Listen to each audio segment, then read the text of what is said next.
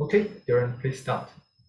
Okay, so good afternoon, everybody. Today I'm presenting on this paper, SANRAZOR, which is about a new approach to improving sanitizer efficiency in C and C++ programs. This was presented in this year's Unix Symposium on Operating Systems Design and Implementation. So by the way, Unix is actually an organization. There's a lot of conference under Unix. So if we're talking about Unix, we're talking about the Unix security, the Unix ATC, and the Unix OSDI. Okay, so I must talk about a specific part of the organization. Okay. Yeah. So these are the authors. From what I can tell, actually, the odd thing is that all the authors' research interests are kind of not related to SANRAZOR, much related to SANRAZOR. So I'm not too sure why they all collaborated on this, but yeah.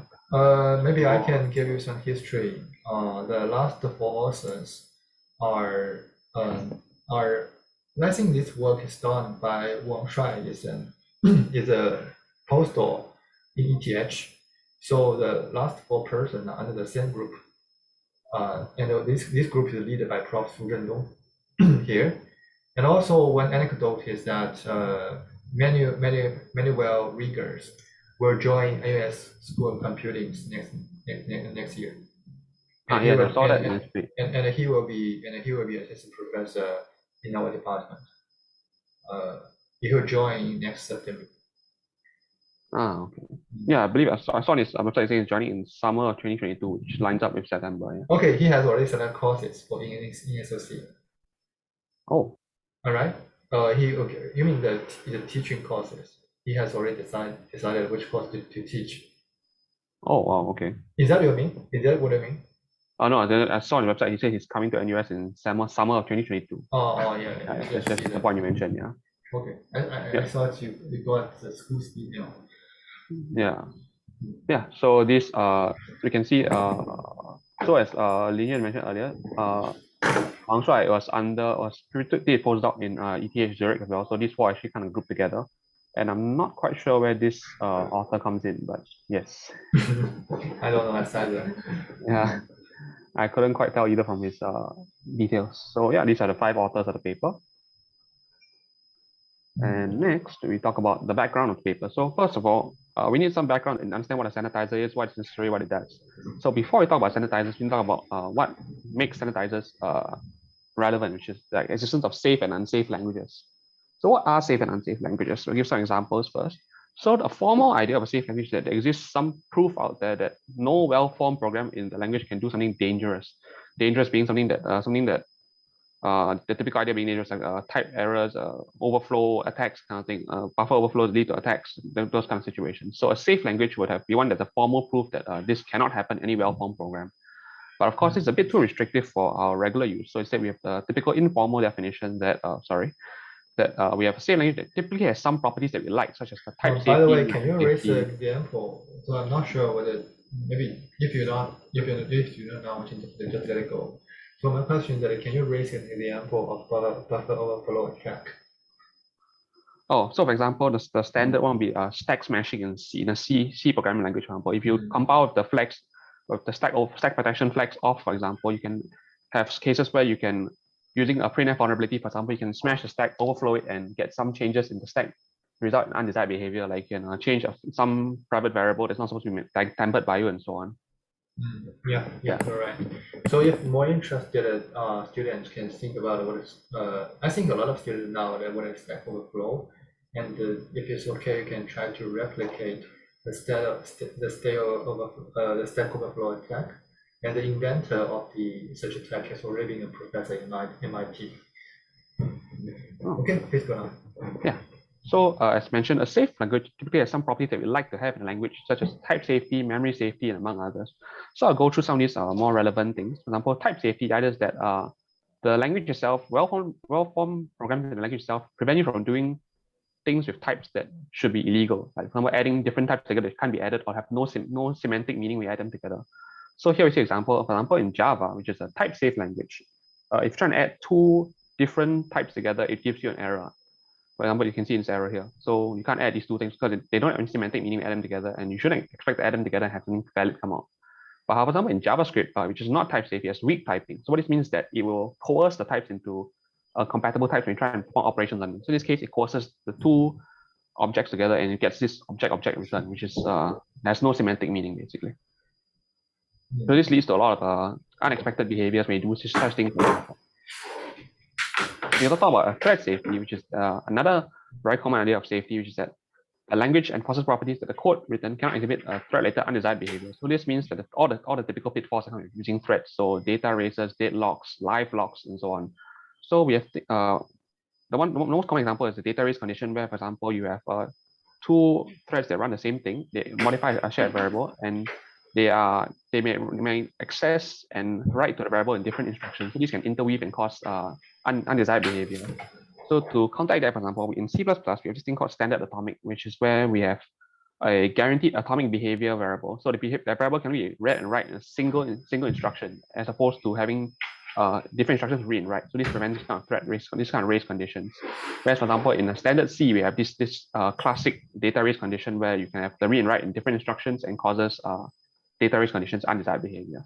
So this is another example of what we want in safe and unsafe languages, for example.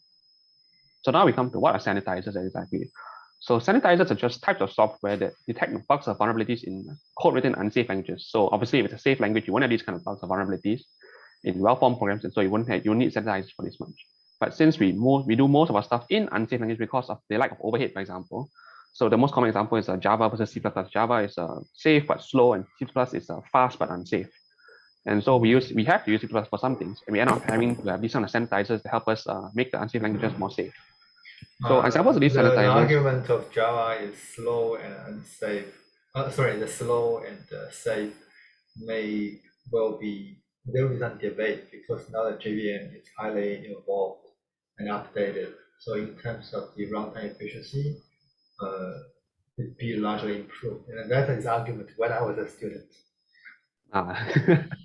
Yeah, I mean, there have been significant improvements to Java since the last enterprise edition, Java 8, came out. I think now Java 15 has a lot of new features now, I believe. Yeah. And especially the just-in-time compiler. Yes, it will be very, very efficient. Yeah. Okay, keep going. So examples of sanitizers are examples used in C++ exactly are address sanitizer and undefined behavior sanitizer. So address sanitizer, as the name suggests, it sanitizes things related to addresses. So for example, when you dereference an address, for example, you might run into the standard memory issues. Is the pointer that you use, is it a valid pointer? Does it point to a portion of memory that you should have access to, you're allowed access to, and so on? So address sanitizer uses something called a shadow memory. So it maps everything to a shadow memory, and it checks whether or not your memory access is actually valid or not. So that's what it does. And also as a thing, for example, you might try things like stack smashing. So for example, where you might want to access memory adjacent to your allowed memory, and you might try to do nasty things there. So address sanitizer checks that by having this poison red zone, it hooks onto the malloc function, and it creates poison zones where it will check whether you try to access illegal zones basically next to your allowed memory zone. So this is what it does.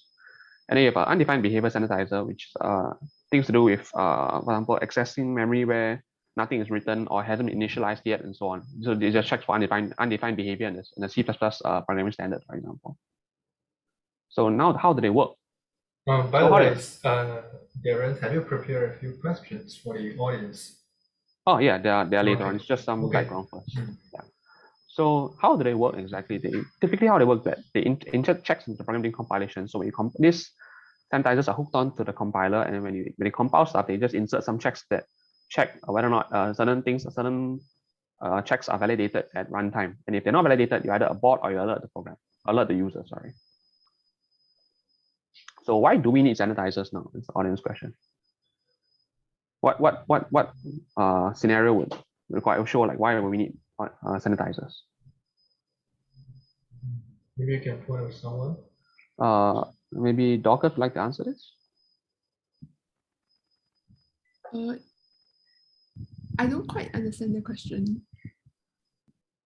Okay, what use do sanitizers have to us? Maybe you can, Darren, repeat what sanitizers do, and then you can let Docker to think about application of scenarios and why we need it. Yeah, that's a good idea. Okay, so sanitizers hook on to an existing program, and they alert the user or abort the program when unsafe behavior is detected. So what would we conceivably use a sanitizer for? I'm sorry, the answer in my mind is to prevent things like data races or unsafe behavior. Well, yeah, that's exactly it. Oh, That's okay. pretty much it. It's just a question, just a warm up. Yeah. So it's just these unsafe languages are prone to having these kind of vulnerabilities, like I said, data races, vulnerabilities, and so these sanitizers prevent these from happening. So that's exactly why we need them. Yeah. So before I talk about the next part, I just need to talk a little bit about what a geometric mean is, because this is relevant to how the statistics in the paper are presented. So a geometric mean is, from what I can tell, just a way to represent averages for quantities that multiply. And the classic example here is, for example, we have someone's weight that is multiplied by multiplier, so it increases, it decreases, and increases again, for example. And then you take the geometric mean, these three values, and you find that if you multiply the initial value by this geometric mean 3 times exactly, you get back the same value. So it's just a way of expressing averages of values that are multiplied. And apparently one useful trick about geometric mean is that it doesn't suffer changes due to normalization of the values, which is, I suspect, the reason why it is used in the paper, because all the overhead values are typically normalized, I think. So would you please repeat the advantages or the benefits of such a normalization? So here it's basically an average, right? It's kind of normalization, average, and why it can be normal. Why it will have the effect of normalization? Usually the normalization means that we control the range, but we control a value within a specific range, right? Yeah. And usually a normalization will also allow us to have the lower bound and upper bound of the range. And how this geometric measurement allow us to have the lower bound and upper bound. Okay. So the thing is that for some reason, I'm not too clear why, and the paper, the author does not make it explicitly clear why he does it either. All the overheads are measured and written on paper as geometric mean overheads of multiple, because obviously they can't take one program, so they take the average overhead of multiple programs, but they take it as a geometric mean. I'm not too sure either why, but my best guess from online research is just that it's because apparently geometric means are not susceptible to fluctuations due to normalization. That's the one I've gotten. I'm not quite sure exactly why it's not. So the authors does not have the specific justification to choose of why they use the geometric mean. Yes, they don't exactly mention why they use it. Okay. Yeah. So sanitizers have. So the problem with sanitizers is that we go back to the same issue again, that unsafe languages are fast. That's why we use them. And if we hook on these sanitizers, they have high runtime overhead, so we go back to being slow again, which is the problem. That the sanitizers are complete, as in it catch all the vulnerabilities, but they're too slow for practical use. And so we want to speed them up. And so this paper talks about a potential novel approach to speeding up sanitizer application. Yeah, maybe I need to rephrase here a little bit, because we go back to the previous slide. Yeah. And that slide is very important for us to follow the follow-up slides.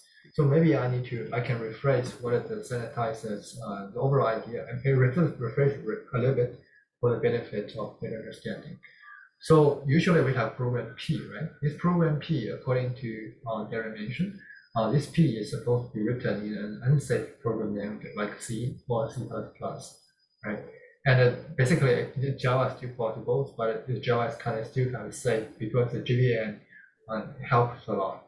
But anyway, the JVM is a program written in C and C++, and so the JVM per se may not be that safe.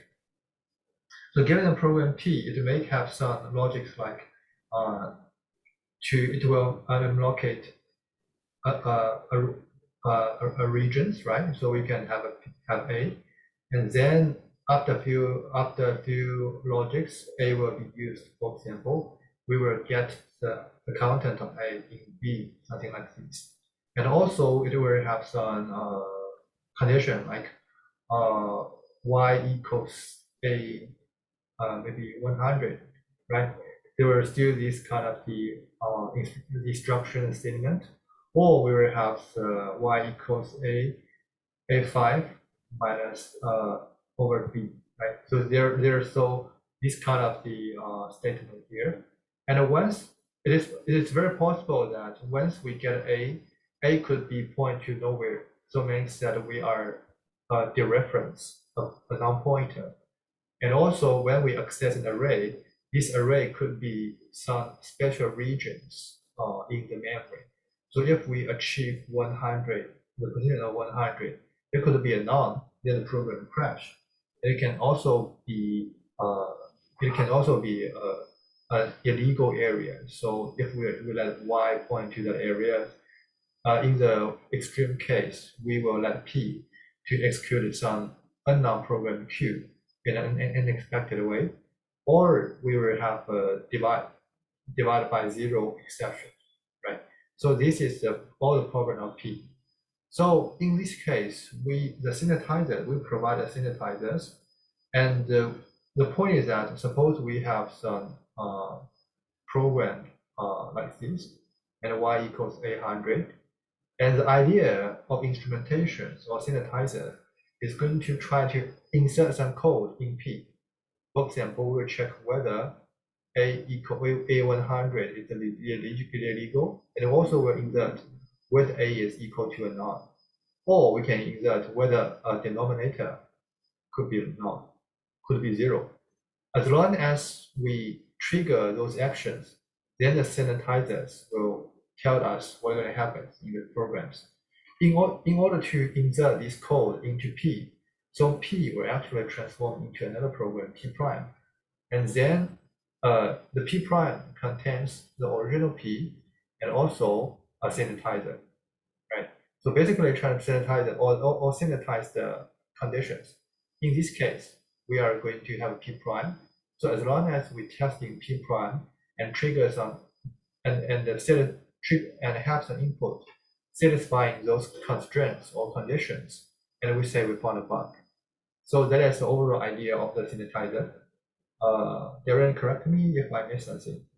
No, that's exactly right. That's exactly it. Yeah. Okay, so now let's come back to Darien's point. So once we have a P and we instrumented it by the sanitizer with P prime, and the point is that if we have a P prime, its efficiency, its running efficiency will be much lower than P. It is very straightforward because we have inserted more code into P so that we have P prime.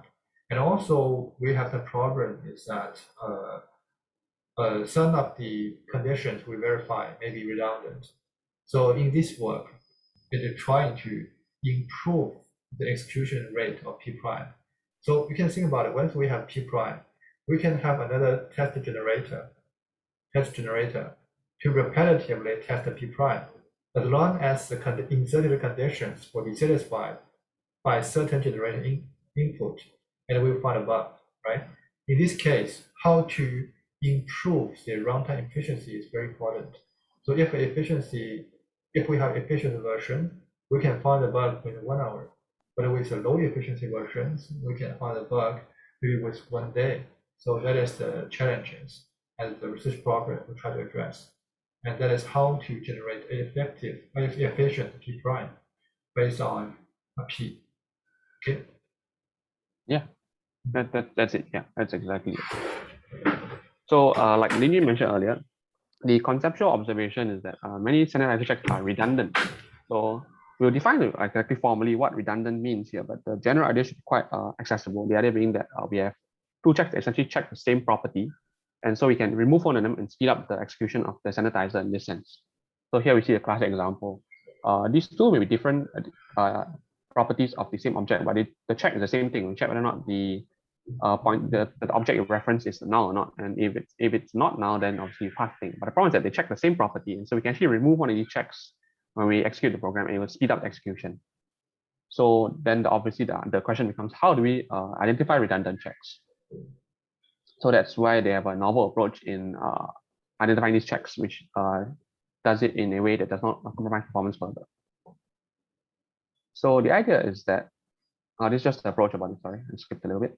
So the idea is that we evaluate SANRAZOR performance, which is SANRAZOR being the approach to identify these redundant checks, which I'll explain more about later. On this benchmark called the Standard Performance Evaluation Corporation, the SPEC benchmark. And it's a standardized benchmark used to assess performance. And what they do is that they use this to assess the performance of SANRAZOR, how well it performs relative to Standardizer checks without this SANRAZOR hooked on. As for the completeness, whether SANRAZOR with the improved T prime, whether it can catch all the vulnerabilities of the active program. And so this is done using a actively maintained CVE. So this is a common vulnerability exploit list, a list of exploits on programs with known exploits and known inputs on how to trigger these exploits. So using this list, they run the programs inputs once with the Standardizer hooked on and once with Standardizer and SANRAZOR hooked on, and they see whether or not SANRAZOR misses any CVEs or not. So that's the approach for the empirical study. And so we talk about the formal definition. And is there any result? You were introduced to the result of empirical study, right? Yeah, the results will be introduced much later. And by the way, is there any research questions for those empirical study?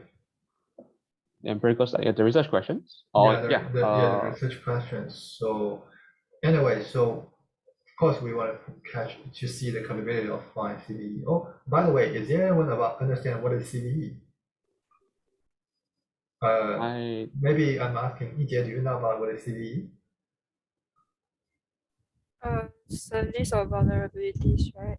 Yeah, you're right. And Xiangling, have you heard about CVE? Yes. Okay, that's great. So basically, given binary programs, and it's going to evaluate the capability of flying CVE. Okay, let's keep going. Yeah, I'll mention the research question as well later on when we talk about the empirical study, because the results will come out and obviously the questions come out along the results as well. So now we talk about what a sanitizer check formally is. So the authors use this definition of a sanitizer check, which is that C, the check, is defined in this form. So it just checks if a condition holds, and if it doesn't hold, then we either abort or alert the program. And so this is just a bunch of terminology. So C sub I is just the ith check. C sub I dot V is just the parameter of the ith check, and C sub I dot P is the property of the ith check. So this will come in later when we talk about the formal definition of a redundant check. So first we talk about the informal definition of redundant check, which is just some intuition to make it easier to understand the formal definition, which is quite complex. So a check is redundant if it could detect a hypothetical bug, and if you remove it, some other check will detect the same bug. So this makes a lot of sense. Obviously, it's just we have two checks, remove one, the other check still finds the same bug. Makes sense. So now we have example. Maybe I have a brief mention here. In the field of software engineering, there's one very branch of the research called software testing. So this is also Darien's FIP project. And for software testing, the ultimate goal is to find a software bug and defects or some behaviors, some unexpected behaviors. But when we come to the research, including us, many researchers are looking to branch coverage, right? So for Darien's and for our FSC work, we're still looking to proven branches, but there will always be a gap between the branch coverage capability and the bug finding capability. And for this work, especially for some system conference, so this paper is in the top tier international system conference. So they don't care about coverage. So they focus directly on how many bugs can you find, right? So this is a more straightforward research methodologies. Okay. Yeah. Okay. Yeah. So now we come to an example here. So we have this code, and each code is instrumented with an address check, which means that it just checks whether or not the address that's pointed to by the reference is valid. So, for example, for the first line, it check whether or not this address pointed to by E class 8 at the ith position is valid. Second, we F tab J, and F tab K. So now the audience question is, which checks are redundant? And for this, I'll ask, would Siang Hwee like to answer? Yes, I'm here. Give me a moment. Sure. I would think the check on line 3 might be redundant because line 2 would have checked whether F stack is a valid address. Yes, that's exactly the answers. 2 and 3 are redundant. Yeah. Well, of course, one of them are redundant, but the idea being that if you can remove either one, the other one will still fulfill the check. So exactly what you mentioned. Yeah. So now we move on to the formal redundant check definition, which is a bit of a doozy. So these two checks are defined as identical if the following condition holds. And we just split these three conditions into and explain exactly what each point is. So it's quite a lot to take in. We'll look at the three conditions separately first. So we have to introduce the concept of domination in the control flow graph. So does everyone know what a control flow graph is? I think it's easy to follow. We can just keep going up. Okay. So we consider the checks to be nodes in the control flow graph, obviously, and one check dominates the other if every path to one check must pass through the other. So for example, if we look at the previous example, the previous case, this is a fairly straightforward control flow graph. It's just a one line down. And we see, for example, 3 dominates 2 because every path through 2 must pass through 3 as well. In the sense that if we look at the CFG example, something like one. By the way, Darren, have you prepared a few questions for the control dominance, to the concept of control dominance? You haven't, right? No, I haven't actually. Maybe we can get a very minor example here. We can ask questions 1, 2, 3, 4. Here, this is a simple control graph, right? So my first question is that whether node 2 and 2 is control dominate node 1. So this is the first question. Let me just move back to the definition of control dominance. It's easier as well. Yeah, okay. Yeah. So if you look at the definition, it's every path to so 2 dominates 1 if every path through 1 must pass through 2. Yeah. So if you look at this, for example, every pass through 1. If you look at this path that passes through 1 but does not pass through 2. For example, we can see 1, 3, 4. It doesn't pass through 2. So 2 does not dominate 1, for example. Okay. So this is a question. So here the node 2 does not dominate 1, right? Yeah. And how about maybe the follow question that does node 4 dominate node 3? So this is another question. Maybe Darren can help me appoint an audience here. Yeah. Maybe Xianglin. 4 is not dominated by 3. Because Whether 4 dominates 3. 4 dominates 3, yes. Okay, so maybe I have another question. Is that correct? You are correct. So I have another line here. So the second question is that does 4 dominate node 1 in this case? Maybe Xianglin. Me again. 4. Yeah, 4 dominates 1. Yeah. Oh, sorry. I think yes, because every flow goes through 1, and it have to go through. If a program can terminate, then it will be then it will always go through 4, right? But is there still a case? Yes. I think even if it does not terminate, the 4 will always go through 1. But if the line is here, so it will become an argument. The argument is that, so here, suppose I have the loop happen here.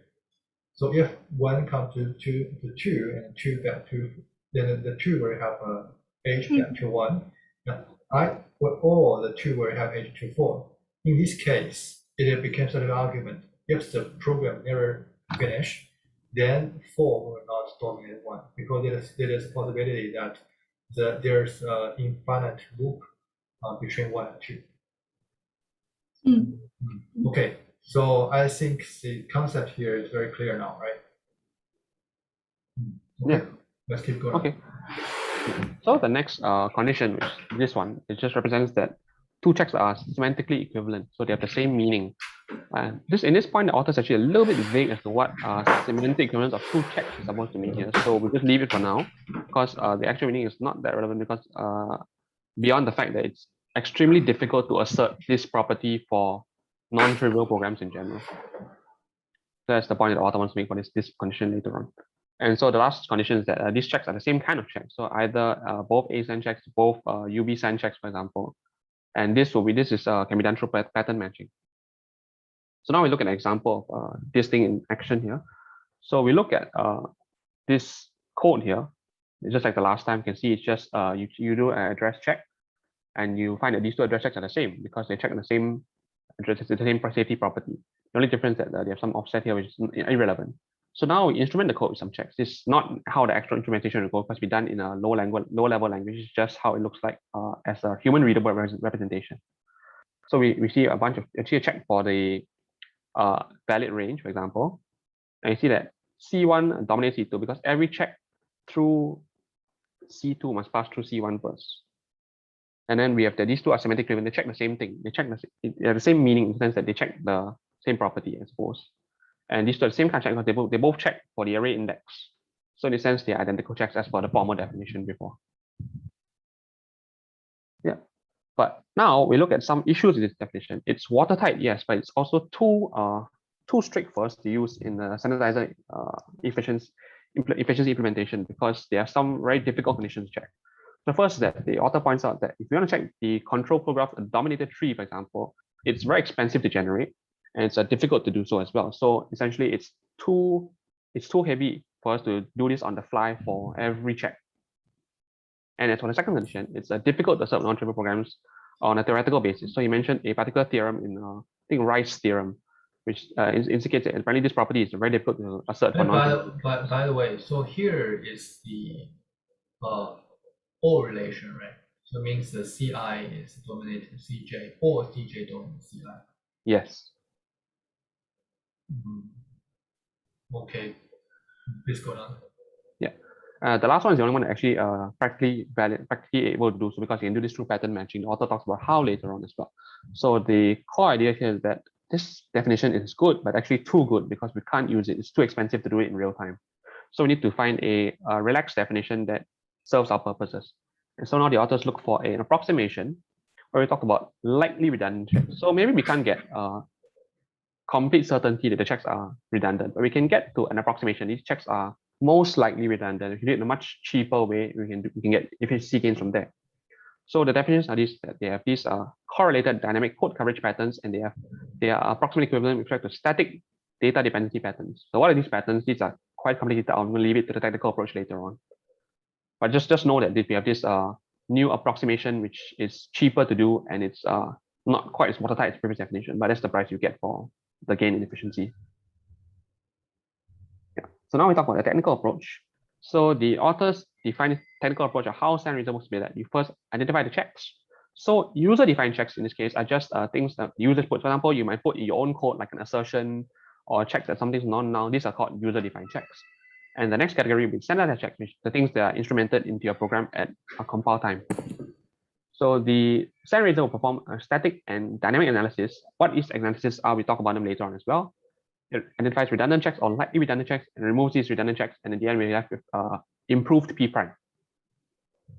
So this is just the diagram of what I talked about just now, the workflow of SANRAZOR. So here we can see, for example, this is the part where it checks for static checks.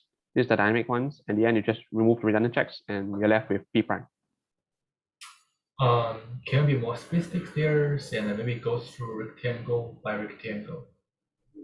Okay. So we start first by identifying the checks. So this is user checks and sanitizer checks. So as mentioned, user checks are just things you put in your own program to check for stuff like non-null checks, assertions, and so on. And then you have sanitizer checks, which are the ones that the sanitizers put into your program to check for certain properties during runtime. And then this part is to talk about how they do static data dependency analysis. So they construct a graph, they check for the patterns of each check, and they will compare to see whether they have approximately equal static data dependency check patterns. And this one is the part where they talk about profiling the instrumental code. So this is more about how they determine the dynamic code coverage patterns of the checks, which I'll talk about more as well later. So after they have all this data, they will compare and find likely redundant checks, remove these checks, and then you get the improved P prime. So this is combined both static and dynamic analysis, right? So yes. So it basically it's going to run for so here my question is that if it is by dynamic analysis and it is just to generate random testings for the program. No, I'll talk more exactly what they use for the dynamic analysis in the full explanation of what the dynamic code coverage patterns are as well later on. But if you want a quick answer, it's just that they have you're supposed to submit a workload, a non-trivial workload, as well alongside the code, and they use this workload they'll run this workload and they'll measure the code coverage patterns. That's the dynamic analysis basically. So you provide the non-trivial. But how the workload is generated? Oh, it's not generated. It's the user input. The user input. Yes, you have to provide a non-trivial workload alongside your program. Yeah. So maybe I'm going to raise another example. So what if the program I want to test is Microsoft Office? Is that possible, right? So everyone use Word, or we're testing an Adobe program because everyone use PDF. So what this workload looks like? I think the example that the authors use more times that they use the testing workload. So, for example, you might have when you if you are writing code for Microsoft Office, for example, you might have a bunch of tests to test your code, and they'll just use those tests and get the coverage. So basically, you assume that those tests are available, and there's can always be available. But what if the unknown programs, and if we give an arbitrary programs, and we're going to do because the test set is not that available. Yeah, then like you said, we kind of run the issue because you can write a workload, but then you're not sure, is your workload really non-trivial? Does it cover everything? Does it give you the coverage patterns that you need to remove the check? So that's the question there. The authors don't quite dive into how the workload should be generated if we don't have access to it. But those are questions that can be raised, and like you raised. So then the obvious question become, how do we generate these workloads ourselves, and how do we guarantee these workloads are valid or non-trivial? I think this is not the focus on this paper, but I think it really matters if we want to use the technique in practice. Yeah. Okay. Please go on. Okay. So now we talk about check. So up until now, I've been writing pseudocode. It's essentially a C-like language. But for now, when we talk about checks, we actually need to dive into the actual language. Here, I would like to raise a question here. Anyone here familiar with area VNRIR, or at least some kind of assembly code? Is anyone here kind of familiar with that? You can just raise your hand. EG and Docus, are you familiar with that? No. Okay, let's continue. Okay, yeah, don't worry about not being familiar with it. I'll guide you through this, and I wasn't familiar with it until I read the paper either, so don't worry.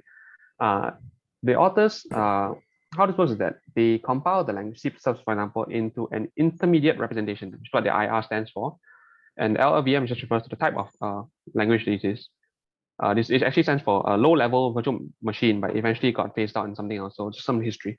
So this is essentially just a pseudo machine language, assembly language, and this is the low-level representation of what the C++ code gets compiled into, and what the checks are implemented as. So what does the check look like in this assembly language? It looks kind of like this. We'll just go through what all these terms mean and how to read them. So ICMP is just the comparison here. So it compares a condition. It compares two variables according to conditions. Could be like a equal, less than, greater than, equal to, for example. And it stores the 1-bit output of this in a variable O here. So for example, it could be like you compare like if A greater than B, then if A is greater than B, you store 1, otherwise you store 0 into O. And next is a branch operation. So what this means is that it will transfer the control flow. So because this is low-level language, it doesn't have like scopes in the sense. It just has code locations where you jump to back and forth, and this is what the branch operation does. Is it jumps to a new point in the code based on certain conditions. So it compares. So what it does, it checks the input here. So I1 just means a 1-bit integer. It checks whether it's 1 or 0. If it's 1, it transfers control flow to this area BB1. Otherwise, it transfers control flow to BB2. So it's just a way to branch based on the value of O. And the value of O is determined by this comparison check here, where it compares A and B according to some conditional operand, be it less than, equals, or whatnot, what have you. Is this clear? Does everyone understand how this check works? I think it's very clear. Yeah, great. Okay, so now we have types of checks. So as mentioned, we have user-defined checks and standardizer checks. I won't go too much in this, we've done this before. So how do they identify the checks? So the identify checks essentially will call the specific functions that sanitizers use. So it's a little bit hacky in my opinion, but it does the job, so why not? The other is that the authors use that certain checks done by, for example, ASAN or UBSAN always hook or call certain functions in the blocks that the control flow is directed to. For example, ASAN checks or use ASAN report, and UBSAN checks or use UBSAN rep handle, and the access refers to a specific type of UBSAN handle function that is used for the different types of UBSAN checks.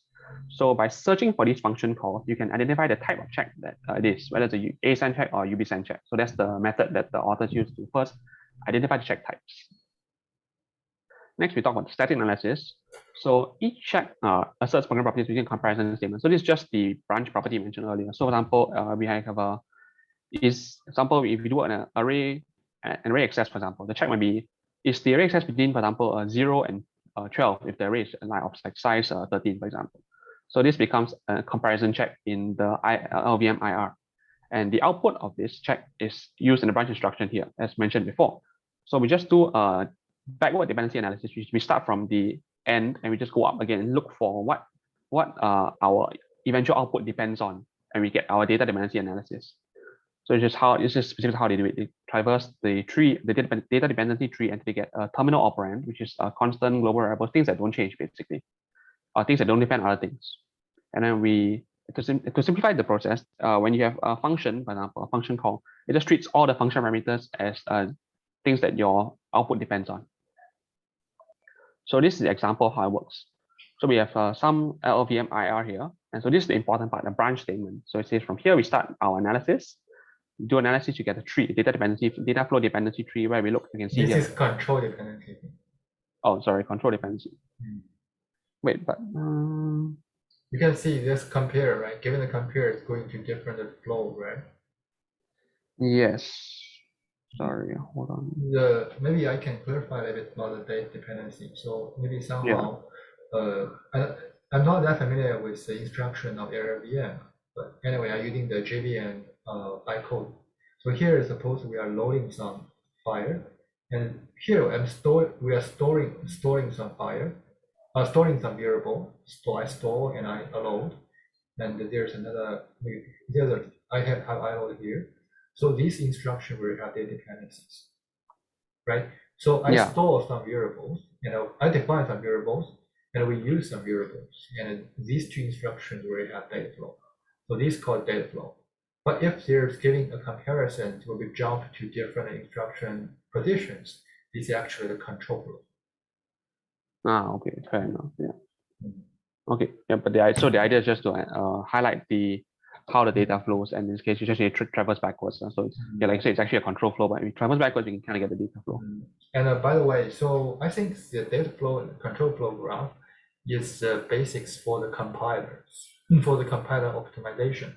So when we are using compiler to generate the binary executable from the source code, so through such a graph, the compiler can do a lot of things. For example, whether we can adjust two instructions or two code fragments to improve the runtime efficiency, or whether a piece of code is just data code, it will never be executed, or whether a piece of code or whether a variables can be replaced by a constant, or whether some variables is a data variable. That variable means that this variable is defined will be never used.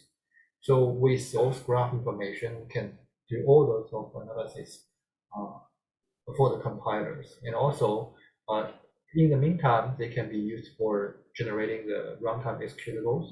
They can also support a variety of the software engineering, software system, and a security application. Yeah. Okay. So yeah, so how to use this tree? So the authors propose 3 different schemes to extract static features from the tree. So these are called L0, L1, and L2 in how aggressive they are. So L0 is just we just gather all the leaf nodes per set. So this being all the, as I mentioned before, the constants, global variables, function parameters, and so on. Just gather it on the set, and this becomes the static dependencies pattern, all the things that the output depends on. L1 and L2 are more aggressive in the sense that they are, you might get more false positives if you use L1 and L2. So how L1 works is that it gathers, it's just the same thing. It gathers all leaf nodes, but it eliminates constants from the set. So either being, for example, if you have a set, for example, a function input be pointer, a variable pointer, or then the next one is variable pointer plus 4, for example. It will remove the plus 4 because it's constant. You only keep the pointer. So that may be how you get it's a more aggressive pattern, and it's how you get more false positive that you might equate the two together when they're not actually the same thing. And finally, L2, however, L1 eliminates constants except for some, which is constant operands from the comparison statement associated with each sanitizer or user check, whereas L2 just eliminates all constants altogether. So that's the difference in order of how aggressive it is. So finally, if two checks generate the same static dependency sets, then they have the same static dependency patterns, and this is what the authors define as. So here each node is an approximately instruction here, right? Each node here is basically an instruction here. Is instruction or a terminal view. Here's the thing. So from this one, it's sometimes instruction, but sometimes can also be just the end, the terminal part, which is just a global variable, constant, function parameter, or so on. Yeah, in these representations, the 0 can be written here as not a constant, but it also can be converted into another instruction called load 0. Load constant 0. Right. Okay. It could be so load 0 to register. And here, so it's in the paper they still call it a data flow tree, right?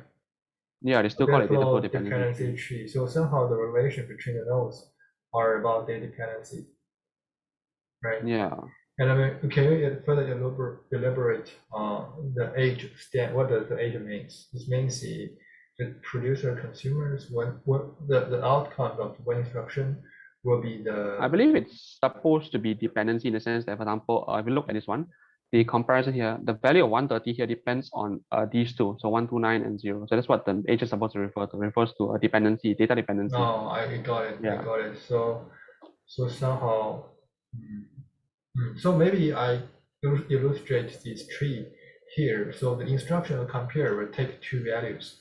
The value is one value is 0, another value is the outcome of load, right? And how do we load? It comes from the some other instructions, so that we have the data flow here. Okay. Yes. So basically, so the leaf node somehow means the overall input, the input of a piece of code, right? Yeah. And if we remove constant because we cannot change the constant, whatever. Okay, let's keep going on. But I still try to get a big picture of the state analysis. Yeah. So this is just an example to show the different schemes. So, for example, we have two checks. We have two accessors here, and so these will have address checks. So one is a pointer, one's pointer plus 4, and we see the different outputs. So in this case, these two checks do not have the same static dependency patterns because the sets are different in L0. But in L1 and L2, we remove the constants, and so we end up having the same check, the same sets, and so these two are considered to be the same. That's the idea of how these schemes work, basically. So so here, think about it. So from a semantic point of view, say basically are different indeed, right? So with the reference pointers and the reference point plus 4, they were considered actually different the reference behavior. From a semantic point of view, they're definitely different, you mentioned. It's so, just that so here L0 means more strict analysis, and L1 and L2 are actually relaxation. Yes. So then the obvious question is, between the different schemes, there are differences. So this may lead to different kinds of bugs they might miss. So what kind of bug in particular can we miss if we use L1, L2 instead of L0 here? So this example illustrates something that you can see, or I like the audience to guess anyway. So would, for example, would easier like to try?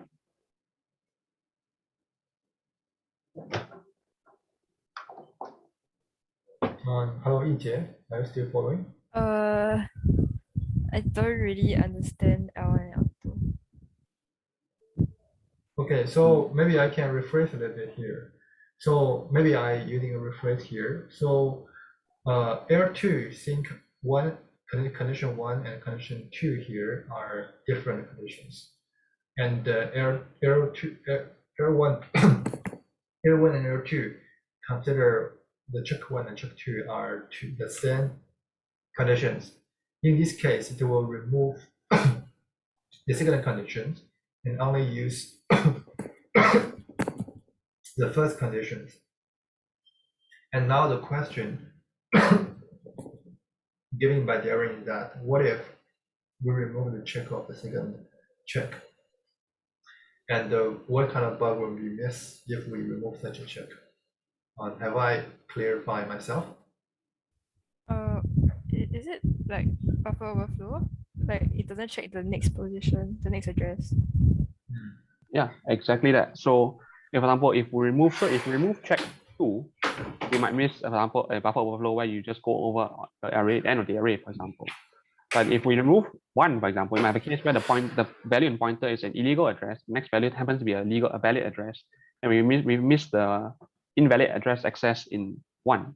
So this is the example of the kind of bugs you might miss if you use the relaxed version, which you get gains in performance, but you lose out again in some checks that you might miss, because you get to remove more seemingly redundant checks, but you might have more false positives as a result. So it's just an idea of what's happening. Now we talk about the dynamic analysis, the other part of SANRAZOR. So the idea is that we just instrument the program and capture some following numbers. We just check these numbers and see if they match up between checks. These are the coverage patterns. So we check these numbers. How many times the control flow statements are executed, and how many times the true and false branches are taken. Sorry, I may ask that. So in the experiment, and what kind of the static checks they will use? Error 0, error 1, or error 2? They actually have data for all three. So they tried all three and saw how many CVEs they missed versus, or how many CVEs whether they got all the CVEs, as well as the efficiency. So they have all the data in the empirical study later on. Okay. Yeah. And basically the dynamic analysis is to complement error 1 and error 2, right? What error zeros will dynamic analysis to help error 0? No. So if we look back at the original, so we just go all the way back. Yes, here. There are 2 portions. So in order to identify redundant checks, we need both the static and the dynamic analysis. They both fit into it. So L1, L0, L2 difference only within the static analysis check. But the dynamic analysis part is a separate area altogether that's still needed. Both parts are needed to feed into the check function. And what if the results of the dynamic analysis and the static analysis is complex? Yeah, in that case, then they're considered not redundant checks, so we don't remove it. Only if both parts identify check as redundant, then we will remove the check. Okay, I see. Yeah. So now we go back here. Yeah. So we instrument the program and capture these following values. And so now we use some terminology that the authors use. This is for understanding the conditions later on. So for sanitizer checks, SCI, C sub I, we have this tuple, which indicates the values we blocked out earlier. So total number of branch was covered, the true branch execution times, and the false branch execution times, and the same for the user checks as well. This distinction is only used because SANRAZOR does not remove user checks.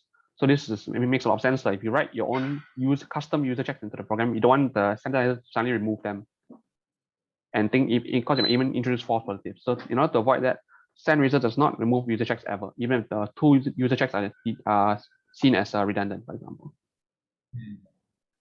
So what does it mean to have the same dynamic code coverage patterns? So we just compare user checks and Standardizer checks, or comparing 2 Standardizer checks, and we check for some values are the same. So we have certain conditions. So the first one we check, when we compare user and Standardizer checks, we check there are 2 possible scenarios. One is that the flow is in this way. So we do check 1 first. These are the true and false branches, and then it comes back to some point, and then after that, we'll check 2. So this is one possible scenario. The other possible scenario is that check 2 might reside in one branch of check 1, for example, and the other branch may never be executed. So we have this case here. So in the first case, we just check whether the coverage numbers match. So the idea is that if you look at the original one, if check 1, let's say its true branch executes maybe like 50 times, and the false branch executes like 10 times. And then we look at check 2 immediately happens afterwards, and the same coverage patterns, we're saying, these things look related. They seem to run the same way, so they're probably likely to be the same check. Do they count the numbers, or they will count count track the correspondence. From what I can tell, they just count the numbers. Like they just check The problem is that, for example, if we run the program for 100 times, and there are two branches, B1 and B2, and both B1 and P2 are covered by 50-50, right? Yeah. And if the B1 is covered by the first 50 runs, and the B2 is covered by the second 50 runs. So basically, there's no overlapping between the coverage patterns of the coverage pattern between B1 and B2. But if we just count the number 50 and 50, which is a very similar number, we'll consider B1 and B2 to be equal. Yeah, so that's one possible way you make it a false positive, I guess. Yeah. I think a more sound way is that each time we're tracking, for example, we have B1 and B2, right? Suppose B1, and each time we run, and the B1 and the B2 are always be covered for all the runs, or for the majority of runs, and we say that B1 and B2 will be similar. That will be more sound, and that will be not difficult to implement. Yeah, but then you have things where, for example, if the condition is flipped, for example, then you might want B2 to. Condition is flipped, then what? For example, let's say we have two checks. One check, example, if let's say A greater than 5, then you go to the true branch something. Let's say the second check is if A less than equals to 5, but then the branches are swapped. Then you have somehow like a same check, but the coverage of the branches will be flipped.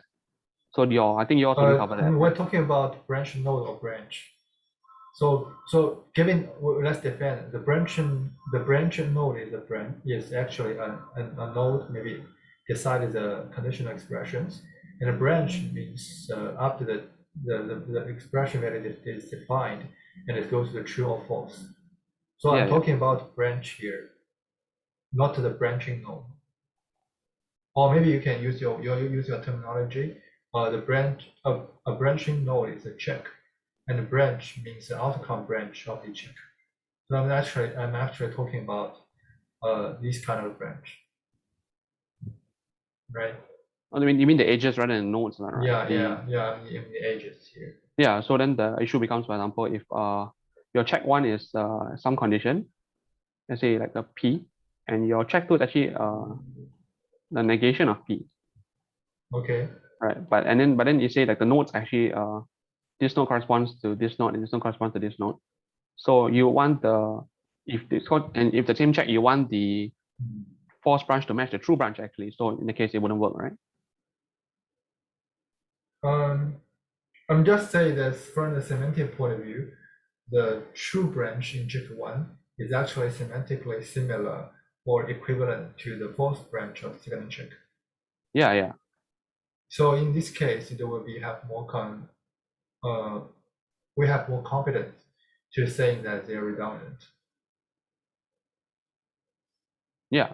Does that make sense?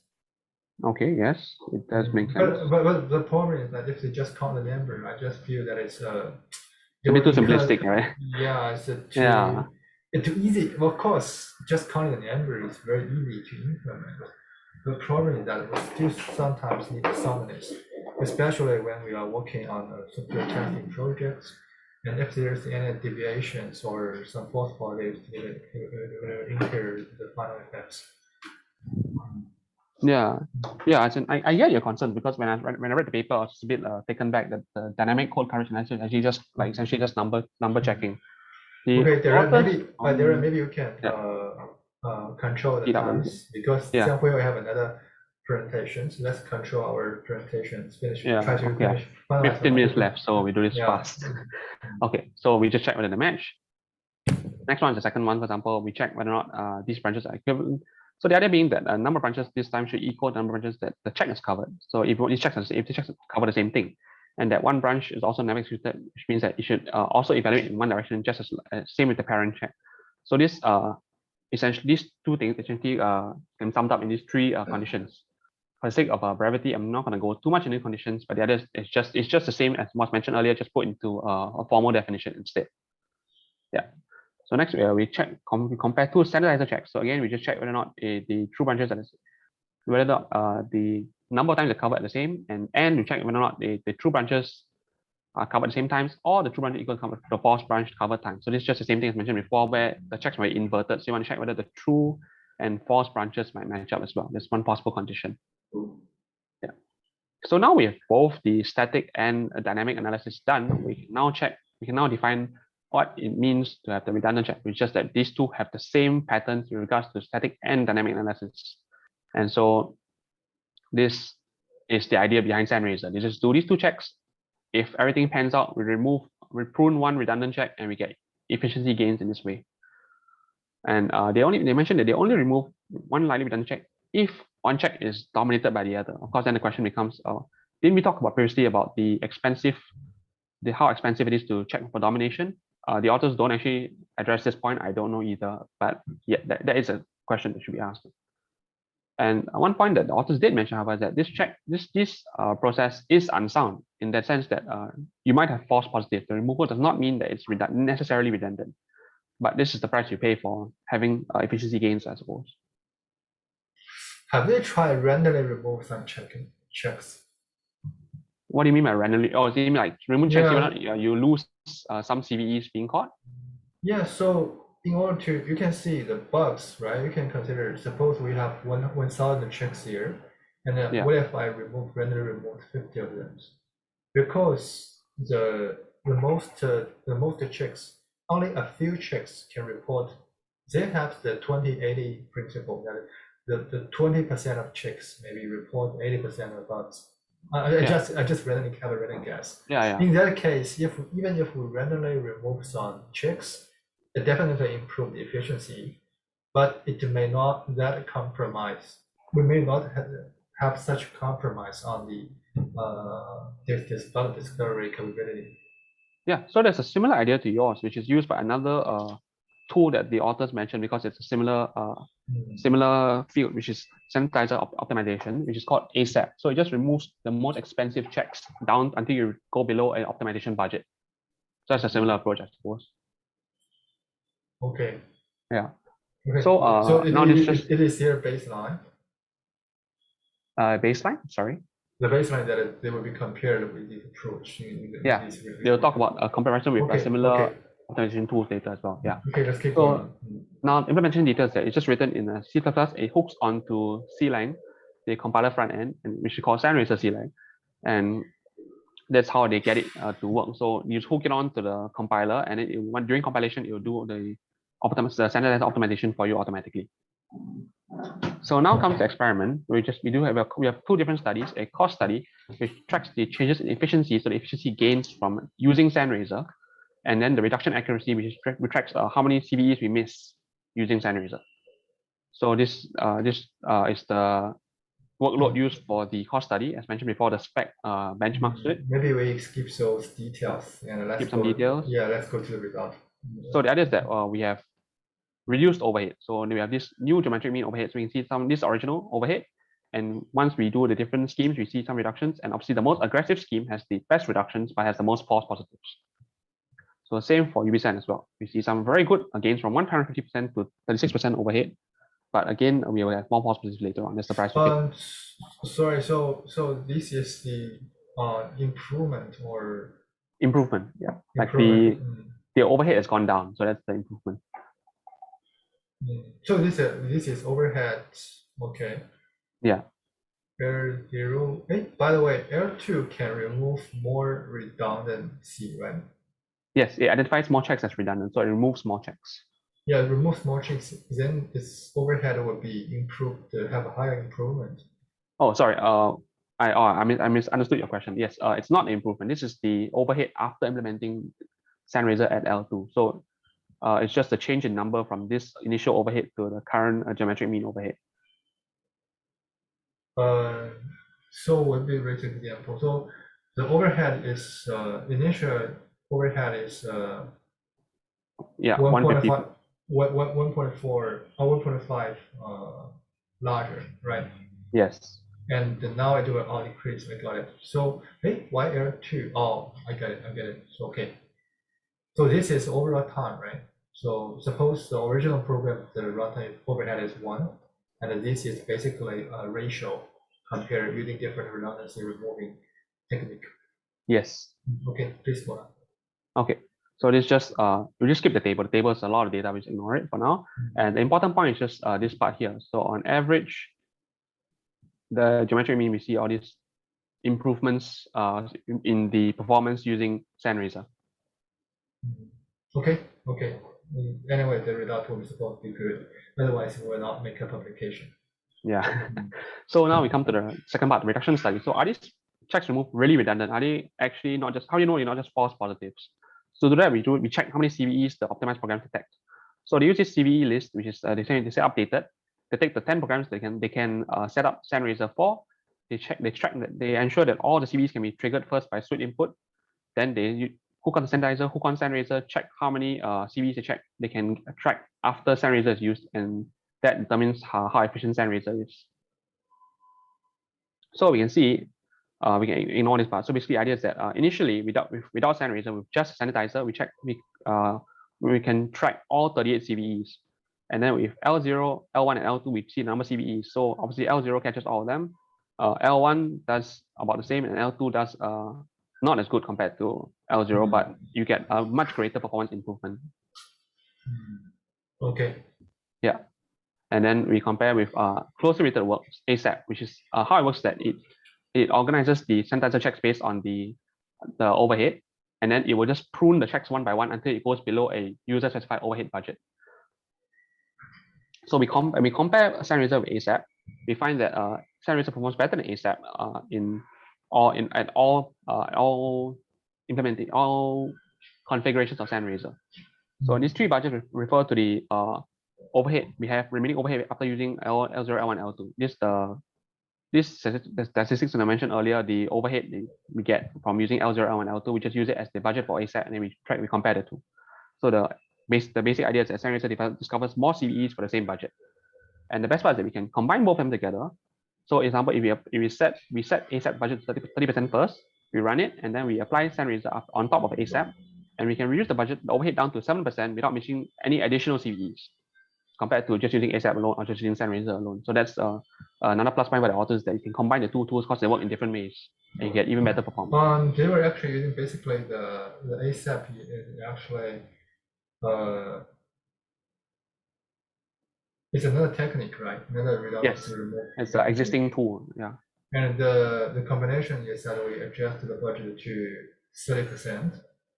Yes. And then we apply SANRAZOR, yes. SANRAZORs, and we have a better performance. But it's very hard to say whether there's a perfect integration.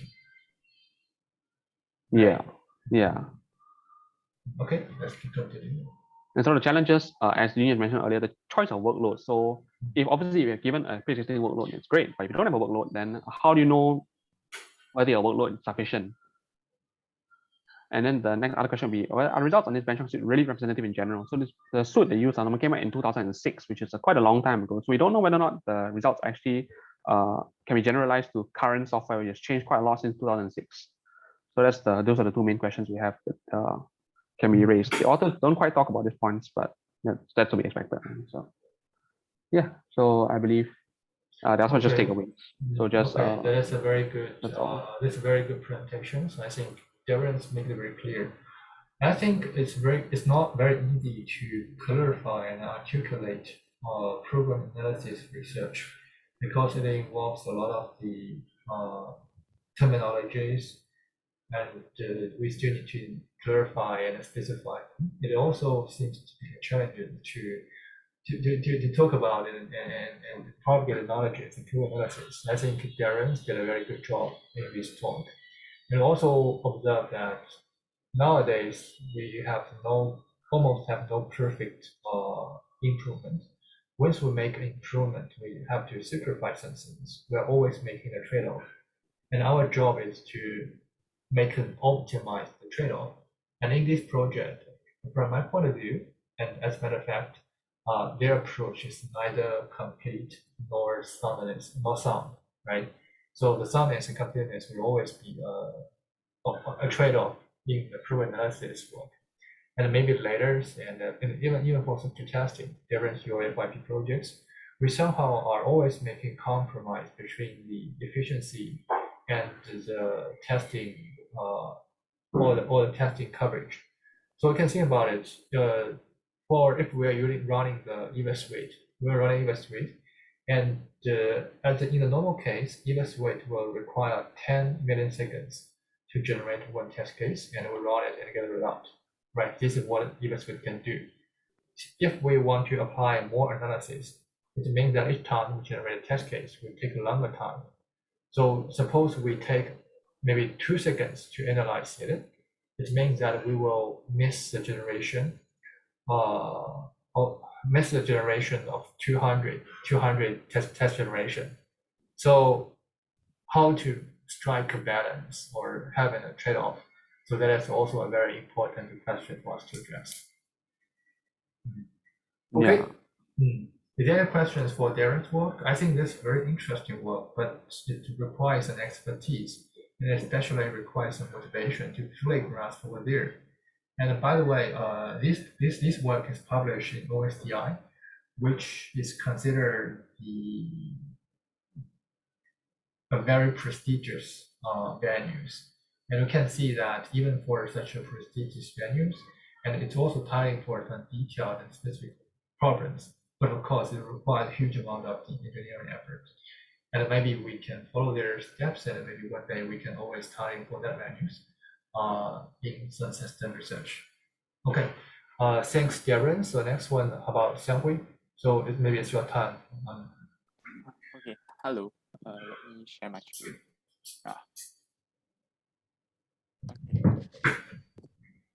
I think this work is also kind of related to Yufan's work, embedding program, right?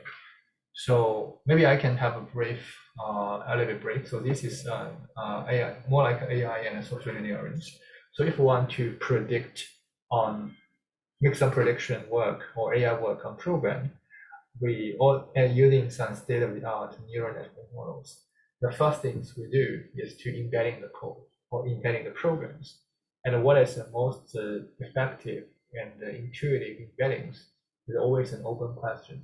Now we have code bird to embedding the source code, but whether there's a better way. And also for Siang Hwee's work, we have execution trace. And when it is not a static code anymore, we did the trace and how we embed it. So that is a very interesting research topic and a question for us to ask. Yeah, thanks. Thank you, Dr. Lin, for the introduction. Actually, I think it's a better introduction than I can do. So today I'll be presenting on this blended precise semantic program embeddings. So I'll just get started. So these are the authors for the paper. There's actually only 2 authors. One of them we have seen previously, Professor Su Zhentong, who is from ETH Zurich, and the other one is Wang Ke, I believe, from Visa Research. So yeah, both of them their focus is in programming languages and deep learning as well. So I guess that's why this project would be relevant to them. Yeah. So okay, just some background on it. So the idea, as Dr. Lin has mentioned, is that we want to learn some form of program embeddings. So actually, program embeddings, it's very similar to like word embeddings or sentence embedding. It's just a vector representation of the program semantics itself. So after we learn these program embeddings, then we can make use of deep neural networks to actually analyze the program itself. Because it's not possible for us to feed the program into the neural network. We need to have some form of vector embedding of it. So using this deep neural network, we can actually do a lot of stuff to analyze the program. Right now, very popular in the community itself is to predict name of methods given the function body itself, or even some people have used it to actually guide repairs of programs itself. So the program repair, right? Yeah, program repairs. So in the research community right now, actually the two models that are very popular is either a static model or a dynamic model itself. Yeah, so I'll go into further details on this static and dynamic model. Yeah, so for static model, actually, it's very simple. It's just a prediction on the program syntax itself. So there's actually no running of the code. We are just looking at the code itself, and then we are trying to embed the code itself. So the issue with this is because we are not running it, actually, sometimes the semantic between similar programs cannot actually be highlighted. Yeah, so over here, I actually have an example. So right here, I have 3 different sorting algorithms, which I think we should be pretty familiar with. So among these 3 sorting algorithms, 2 of them are actually very syntactically similar. That means they have very similar syntax. Yeah, anyone would like to answer like which of the sorting algorithms are similarly, like syntactically similar? Yeah. Anyone? This is a pretty easy question. Yeah. We can point out one of the audience. Yeah, sure. Yeah. Jin Yue. Hello, Jing, are you still there? Okay. Okay, so maybe we should pick Okay, another can one. sure. Maybe Yu Fan. Yeah. Hello, Yufan. Maybe the first and the second, they are syntactically similar. Yeah. Okay, can. Thank you, Yu Fan. Okay, yeah. Yu Fan is correct lah. So it's actually the sort 1 and sort 2. So we can see that they actually have a very similar structure. They uses 2 for loops. On the other hand, sort 3 is a bit different. It uses a while loop and things like that. Yeah. The center part, the if condition is actually the same across all 3 programs. Yeah, so it's just the for loop itself. Correct. So this is syntactically actually how if we were to embed the 2 codes, actually sort 1 and sort 2 would have a more similar vector representation than sort 3 itself because of how they are syntactically similar. Yeah. Then the other model that's out in the there is very popular. By the way, in your previous slides, does the second piece of code have the same semantics or the first and the second one? The sort 1 and sort 2, they have similar, syntactically similar, but they are actually semantically different. Yeah. And what about the first and the third one? The first and the third one actually are semantically they are the same. Yeah, they are actually the same algorithm. Okay. So based on the existing embedding technique, we only the first 2 are actually very similar. If we use the static model, the first 2 are very similar. So if we use the dynamic model, which I will come to later, actually the first and the third are very similar. Yeah. Okay. Yeah. Okay. So moving on. So dynamic model, on the other hand, what it does is it actually more often than not, it actually execute the program itself, and then based on the execution trace of the program, it embeds the program. So in this way, it's actually able to capture like the runtime and the program semantics itself. However, this is very dependent on the quality of the program execution itself. So, for example, is number one, if your code can't even compile or can't even run, then there's an issue with this kind of model. Another thing is, let's say I have very little code coverage for a certain block, or I have very little of my test of my training data. It's actually very hard for me to create a very comprehensive execution trace, comprehensive set of execution traces. So yeah, this dynamic model actually requires a lot more data than a static model. Yeah. Oh, by the way, so if I can think about it a little bit, you can so if we want to comment generation, all existing technique are leveraging the source code. Now we're leveraging the calling.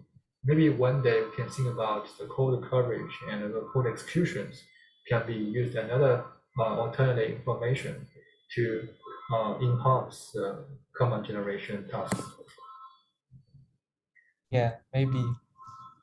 Yeah, because for now, we do not want to compare with the state-of-the-art work with maybe the model revisement or refinement.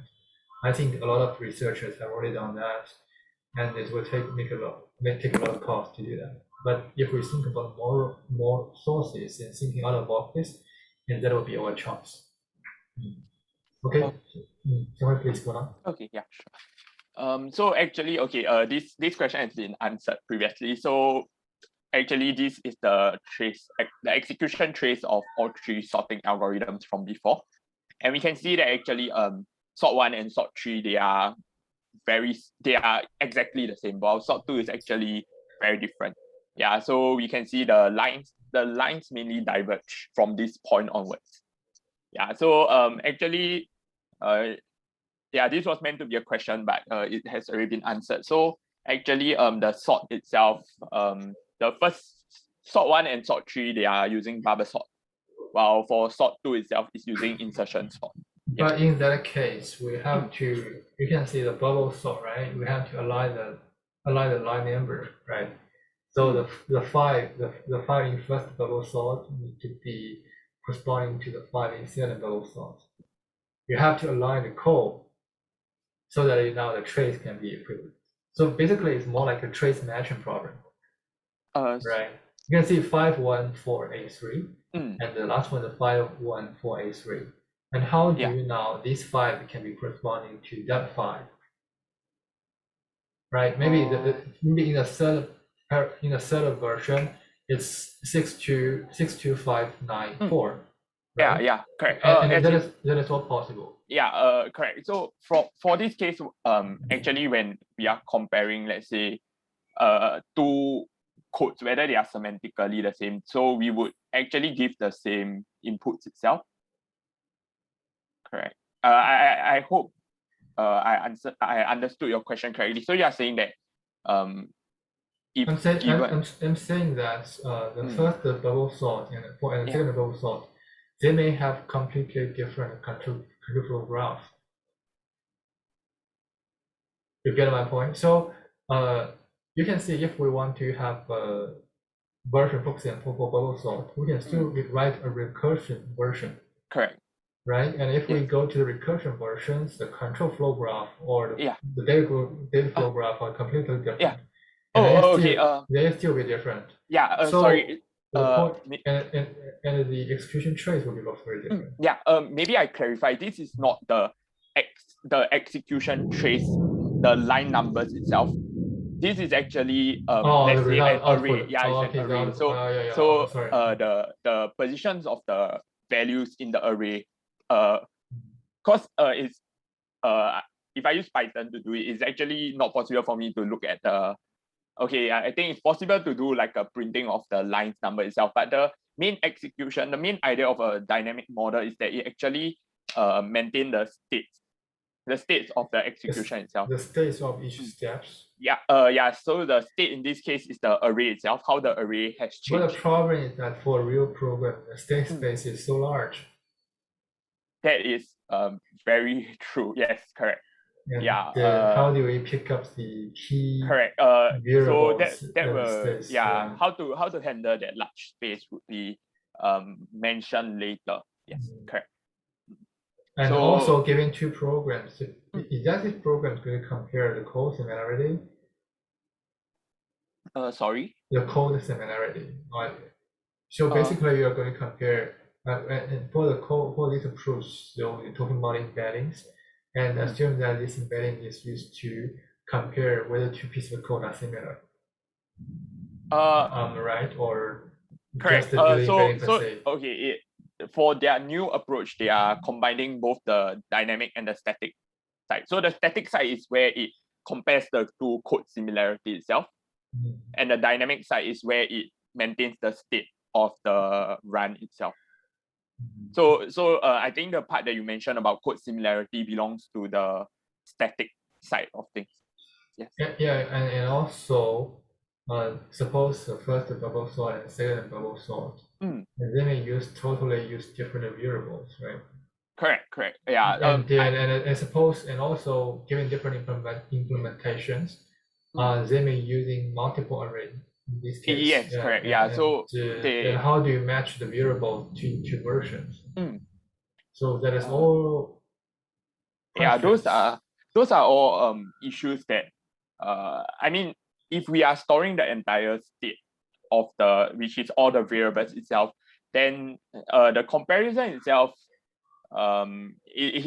they actually use like a neural network to do that comparison itself, to figure out like how similar the 2 states are. Yeah.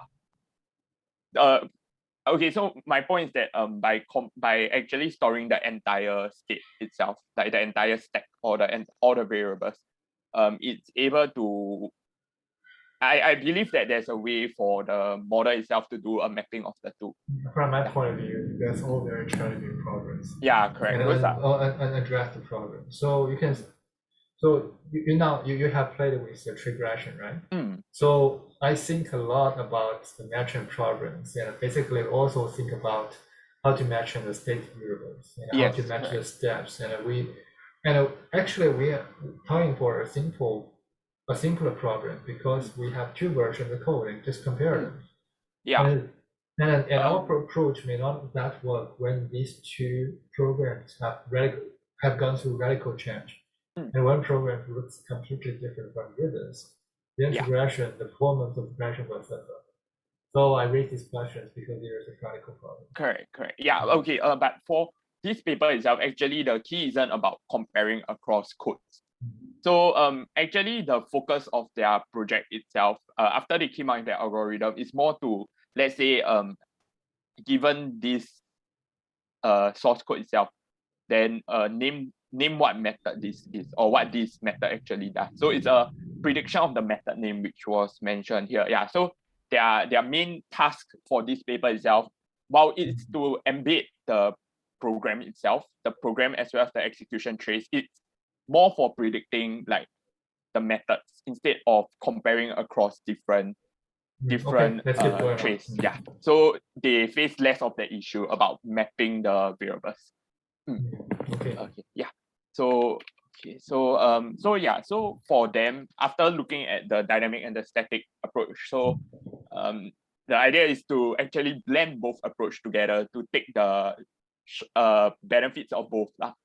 So by using a dynamic method, you actually get a very precise and good representation of the program semantics itself, which means if you look at the states itself, then by incorporating it with the symbolic representation, which is the codes itself of each of the statement, we actually reduce the amount of data that they need. Yeah. So this the benefits are listed over here. So by giving it the actual program states itself, the execution trace, the dynamic trace of the program, it gives the deep neural network a good explanation of what each statement does. And then the symbolic trace, it actually helps to generalize so that even if there is lesser training data, the algorithm is still able to predict pretty well. Yeah. So just before we dive down into like their algorithm or like dive down into their model itself, there are certain terminologies that we need to go through first. Yeah. So firstly is the idea of an execution trace. So an execution trace is you start off with your noun state, which is your starting state, which by right is all the variables are unassigned. And then after that, for each statement that from each state, it actually goes to a statement itself. And after the statement, the state of the program might change. So we would store the state of the program again. And then this can repeat multiple times. So we can consider it as S0, E1, S1, then E2, S2, and so on and so forth. Yeah, so you start from a null state, and then every time your program runs, the state updates and you store that. So that is their definition of an execution trace. Yeah. Then there's also symbolic trace and state trace. So symbolic trace only keep tracks of the statements itself in the program, while state trace only keeps tracks of the states itself in the program. Yeah. So an example of how this will look. So this is another pseudocode. It's checking if a string actually rotates. So rotate, I mean, like, for example, if we look at the example at the bottom, ABC and BCA, we can see that A actually rotates, wrap around to go to the back. Yeah, so this is a valid case of a string rotation. Yeah, so CAB would be another string rotation. Yeah. So the trace of this program, assuming we run it with a string rotation with these two parameters, will look something like that. So we start off with S0, which is all the variables are empty, they are null. And then when the first input comes in, which is ABC, then it updates the state. Second input comes in, BCA, it updates the state as well. Then it starts going through the program. So the next line that would happen is actually here, the tier state. So when tier is equal to this and rep is equal to this. So it just keeps updating and then updates until the last line over here, which is written through. Yeah, so we'll notice that actually it's not all statements that are included. The statements that are included are mainly those that manipulates the state. Yeah. Any questions with regards to this? Very Of clear. this execution trace? Yeah. So it's pretty clear cut. Yeah, and then a symbolic trace would look like this. This is a symbolic trace. And then the state traces would look like this. So these are the states itself. Yeah, so you can see that if we actually interleave the state trace and the symbolic trace, we would get the entire execution trace, which is the idea behind it. Yeah.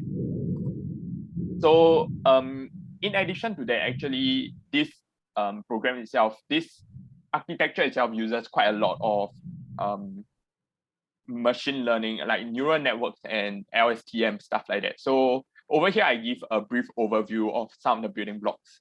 It's very brief. So for if you need me to like explain further things like LSTM, which I think it has been covered previously, so I will not touch on it. Yeah. But if you need explanation on that, feel free to ask. Yeah. So the first building block that is actually used a lot by these two authors is the recurrent neural network. So the recurrent neural network, what's so special about it is that it has a feedback loop. So we can see over here, this is a diagram of the recurrent neural network. So when the input comes in, it goes through the weight to the hidden layer. And then from the hidden layer, it produces an output. But whatever comes out from here can actually go back into the hidden layer. So it's a feedback loop. It allows it to ingest the output as inputs. Yeah, so if we were to unwrap this, we would see the diagram over here. So we can see that across time, from xt minus 1 to xt plus 1, actually the value will be passed back to the network itself so that it can update the weights itself. Yeah. So this is just a recurrent neural network. Yeah, and it's actually they actually use it a lot in their architecture itself. Yeah. So the benefit of this is that it's able to process sequences of input, which we can see is very important for this case because the states itself, the state traces are a sequence. The symbolic trace itself is also a sequence. So actually all of these will be embedded later using this recurrent neural network. Yeah. Then the next building block that they actually use is tree LSTM. So tree LSTM is actually very similar to LSTM. So the only difference about it is it works on a tree structure itself. So instead of looking at the previous node itself, it actually looks at the child node of the node itself. So we can choose to whether we want to forget the value or to keep the value based on that. Yeah, so it's the LSTM model. It's exactly the same. It's just that if we notice, it's just this part over here. This part over here, it looks at the child instead of the previous node. Yeah. Then it has multiple children, right? Yeah, it has multiple children. So what it does is it sums across all the children. So it's a very straightforward. Yeah, it's a straightforward implementation. So some of the children you might forget, some of them you might not want to forget. So yeah, the F itself is like the output, whether you choose to forget or to remember. Yeah. And after that, they just sum across all the children to predict the next one. Yeah. So for Y3, we can see that it will take from X4, X5, and X6 like that. So okay. Then hold on. Yeah. Okay. Then the last one that they use is a neural attention network. So it makes use of attention, which I believe was covered a few weeks ago. Is attention mechanism on top of a standard encoder decoder. So yeah, the idea is instead of fixing the conditional probability across all contexts, we actually use different contexts for each of the new prediction itself. Yeah. So the context, this context vector is actually computed using a bidirectional recurrent neural network. So it reads from both sides, and then they just do a simple concatenation to produce the hidden layer value. And then after that, it uses the attention itself. Any questions on this? The attention is across which components? Children or no. neighbors? So neural attention network is nothing to do with the tree itself. This is a normal encoder decoder, but they slap on an attention mechanism. Yeah, it's nothing to do with tree LSTM. Okay. I remember it. Yeah. Yeah, so okay, so actually with this tree, we can look at the actual architecture of their product, which is called Liger. So we can see this, like over here, we can see this is where the tree LSTM, the nested RNN comes into play, as well as the attention itself. So the actual details of this, I'll touch on the individual layers later. Yeah, so this is just a rough overview. So it's an encoder decoder kind of model, and at the start there's some form of pre-processing to convert the program itself into a blended trace. Then it's passed into the vocab embedding layer, which is just retrieving the vocabulary. Then over here, the fusion layer, which is actually the bulk of their project itself. This is where it actually does the blending between the statements, the symbolic trace, as well as the states traces. Yeah. Then over here is the execution embedding layer, and then the program embedding layer. Yeah. So for now, we will just focus on the encoder itself, and we will split into the 4 different layers, and we will go in depth into all 4 layers to see how this architecture actually works. Yeah. So before that, as I mentioned, there's some form of pre-processing that needs to be done. Okay. So from this point onwards, it's going to be a lot of symbols, and some of the symbols might be a bit misleading. It might be a bit misleading because there are a lot of symbols. So if you have any questions, feel free to ask away. Yeah. So the idea of the pre-processing is we want to convert the program itself, the source code, into a format that is suitable for this Liger architecture. So recall that actually we need the state traces itself. So prior to that, actually they do a symbolic execution of the program itself to obtain all the different paths. So symbolic execution was actually covered a few weeks ago as well. It's just instead of putting real variables in, we are just putting symbols in place, and then we will keep track of the execution. So we know that from a symbolic execution, actually we can associate conditions to it. So since they are just different paths are taken based on different conditions, we can actually combine the conditions together to get a single condition, a single long condition, yeah, for each of the paths. So each path is actually tied to a condition. Everyone clear at this point? So like for example, yeah. Yeah, I'm quite clear. You can keep going on. Yeah, okay. So after that, by solving the condition itself, we can actually obtain the state traces. So the state traces itself. So for since each condition corresponds to a path, each path can actually produce multiple state traces. So with regards to this part as to why it can obtain multiple state traces, actually I myself am a bit unsure about how. Yeah. Okay. Oh, okay. So Darren had yeah. question. Okay. Sorry, Darren. So by condition, I mean, like, let's say if I were to So maybe let me help you. Yeah, sure. Here. Yeah. So assuming that we have a program like x equals to 1, and if y equals x, and if v equals y plus 2, right? So and the input is x, y, and v, right? So in this case, for simple executions, it will not just executing set the actual and then corresponding to counter execution. Encountered executions will generate x equal to y equal to e to 0, and we execute it, and we find that another part is just missing, right? So as Siang Hwee mentioned, given these program conditions, it will be translated into an SAT problems or the solving problem. It will try to convert the program executions into a set of the satisfactory constraints. And once we have such a constraint, we were using a special kind of solver, it's basically called SAT solver, to solve an equation. Maybe we solve x equals to 1, y equals to 1, and z equals to 2. And once we got these solutions, and then we can have a path or have a program execution path to go through all the execution.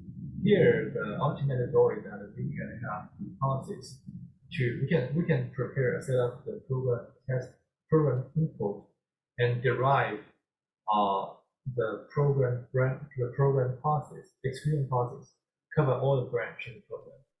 Basically, it is actually a challenging problem. It is a software testing problem. But here, India approves the unity execution, but basically it can also use this way for example. Okay, have I clarified? Okay. Yeah. Okay. Thank you. Yeah. Okay. Okay. So moving on. Yeah. With regards to this, I'm still not sure why exactly solving the one condition can result in multiple state traces, and it's not, because from my interpretation is from one condition. Actually, we are very clear about what are the values that each of the variable have to take. There's a range for it. So actually, there should only be one state trace. So with regards to this, I'm a bit unsure, and it's not really covered. Yeah. If anyone have any idea like how solving one condition might result in multiple state traces, feel free to let me know. Yeah. Dr. Lin, if you have any idea also. Yeah, because this part I was a bit puzzled about it for quite a while. Yeah. The point is that Darren, please go down. You can just open this here. So what's your concern there? Yeah. So maybe one of the conditions could be could have multiple fulfilling variable values. So x less than 5 could result in any value x from negative infinity to like 4. So maybe that results in the multiple state traces. Yes, I think that might be possible. But the issue is, if that's the case, I would have actually infinite state traces. Correct? Well, wouldn't it depend on the conditions that satisfy the branch, right? So yeah. So I mean, from my perspective, actually I considered that like maybe it's a range of values. But then I was thinking like, if that's the case, the state traces actually we can see that if like what you say, x less than 4, then it can actually range from negative infinity to 4. So actually it's quite a number of state traces. So I'm not too sure if that's what the writers themselves mean, but it seems like it would actually inflate the number of state traces that we have. Yeah. Maybe you can let it go first and then think about it later. Yeah, okay. Yeah, but I think what Darren said was something that was in my mind also. It's just that I can't reconcile it. Okay, yeah. So actually, a state trace, as we know, is a trace of all the states itself. So each state is actually stored as a tuple, as we saw previously. So it's like a list of all the variables and then their values itself. So the values itself, it will be stored in a dictionary. We can think of it as a dictionary. So it stores all the values of all variables across all programs in the data set. So let's say now I have 1,000 programs in my data set. So it will store the values of all the variables in that 1,000 programs. Yeah. And the reason for that is because later when they want to convert it into a vector, the same values will actually be mapped to the same vectors. Yeah. Then the orders of the variables itself is actually fixed across all the state traces. So because I mean all these state traces by right come from a single path. So actually the variables that they have will be the same also, and it should be in the same order. Yeah. Then in addition to storing all the variable values, they actually also store all the tokens from the program statements itself. Yeah. So there will be two different dictionary for vector mapping to occur later. Yeah, so this is actually the pre-processing phase to convert a program into the traces itself. Yeah. Then, okay, so moving on to the next layer, which is the actual architecture itself, is the vocab embedding layer. So this is where the two dictionary comes into play. So for all variables, they would already have a vector, as well as for all the tokens, they will also have a vector. So they would be assigned from here.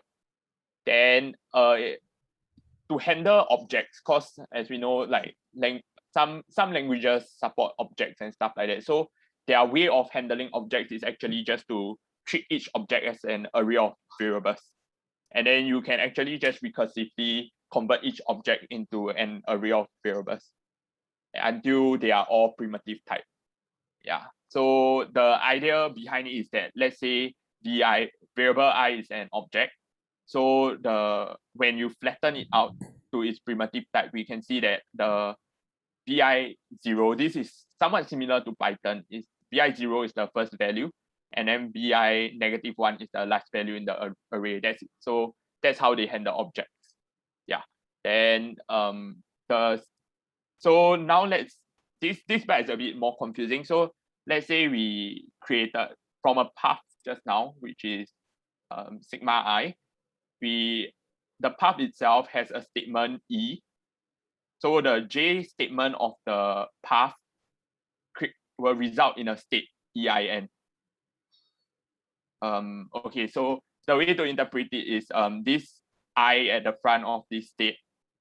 So this is a state trace. So the I here corresponds to this path. So it's saying that this path actually has this state trace. And a state trace, the state in this state trace after execution of line J would look like this. Yeah, so it's just here the subscript actually just shows the state itself lah. Yeah. How about the value? So these are the values itself.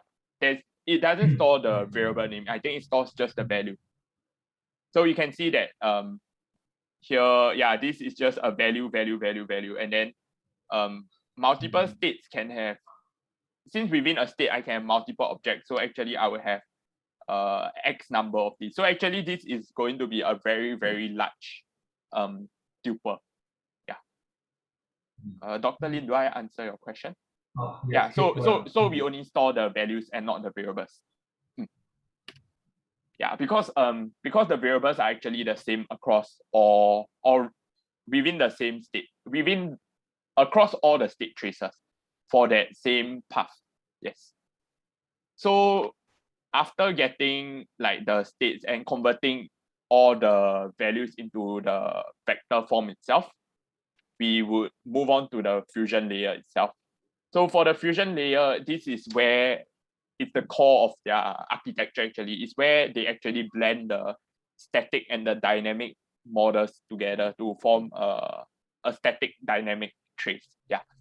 So in this case, it actually embeds each statement in the path and each states before it actually fuse them together to form a blended trace. That's the core idea behind it. So we can look at it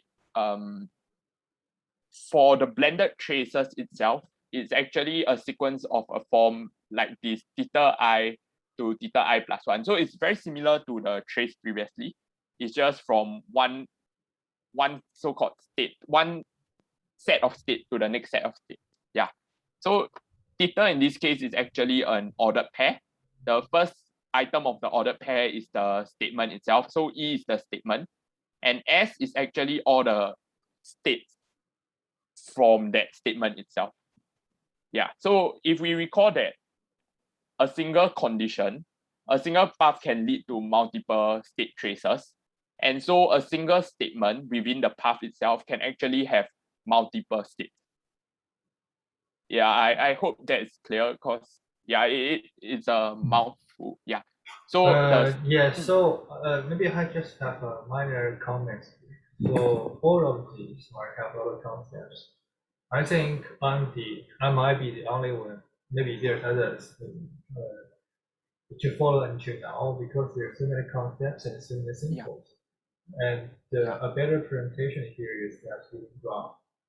And you can see the trace is a concept, step is a concept, statement is a concept, variable and values are all concepts. And actually, basically, each symbol are referring to either of the concepts, right? And the value basically, and what we really care about is that giving these concepts and the structure and relation of the concepts, and how can we further embed them into the neural network. And of course, we can think about that is also the limitation of the state-of-the-art neural network model. But anyway, those models have good performance. And how do we embed those concepts into the embedding? So that is the ultimate questions. Of course, I think your presentation is very, very clear. So that's very good stuff. And but anyway, the language has its own limitation. Even you are a talented speakers, you can weave stories. You can have make it even very humorous thoughts.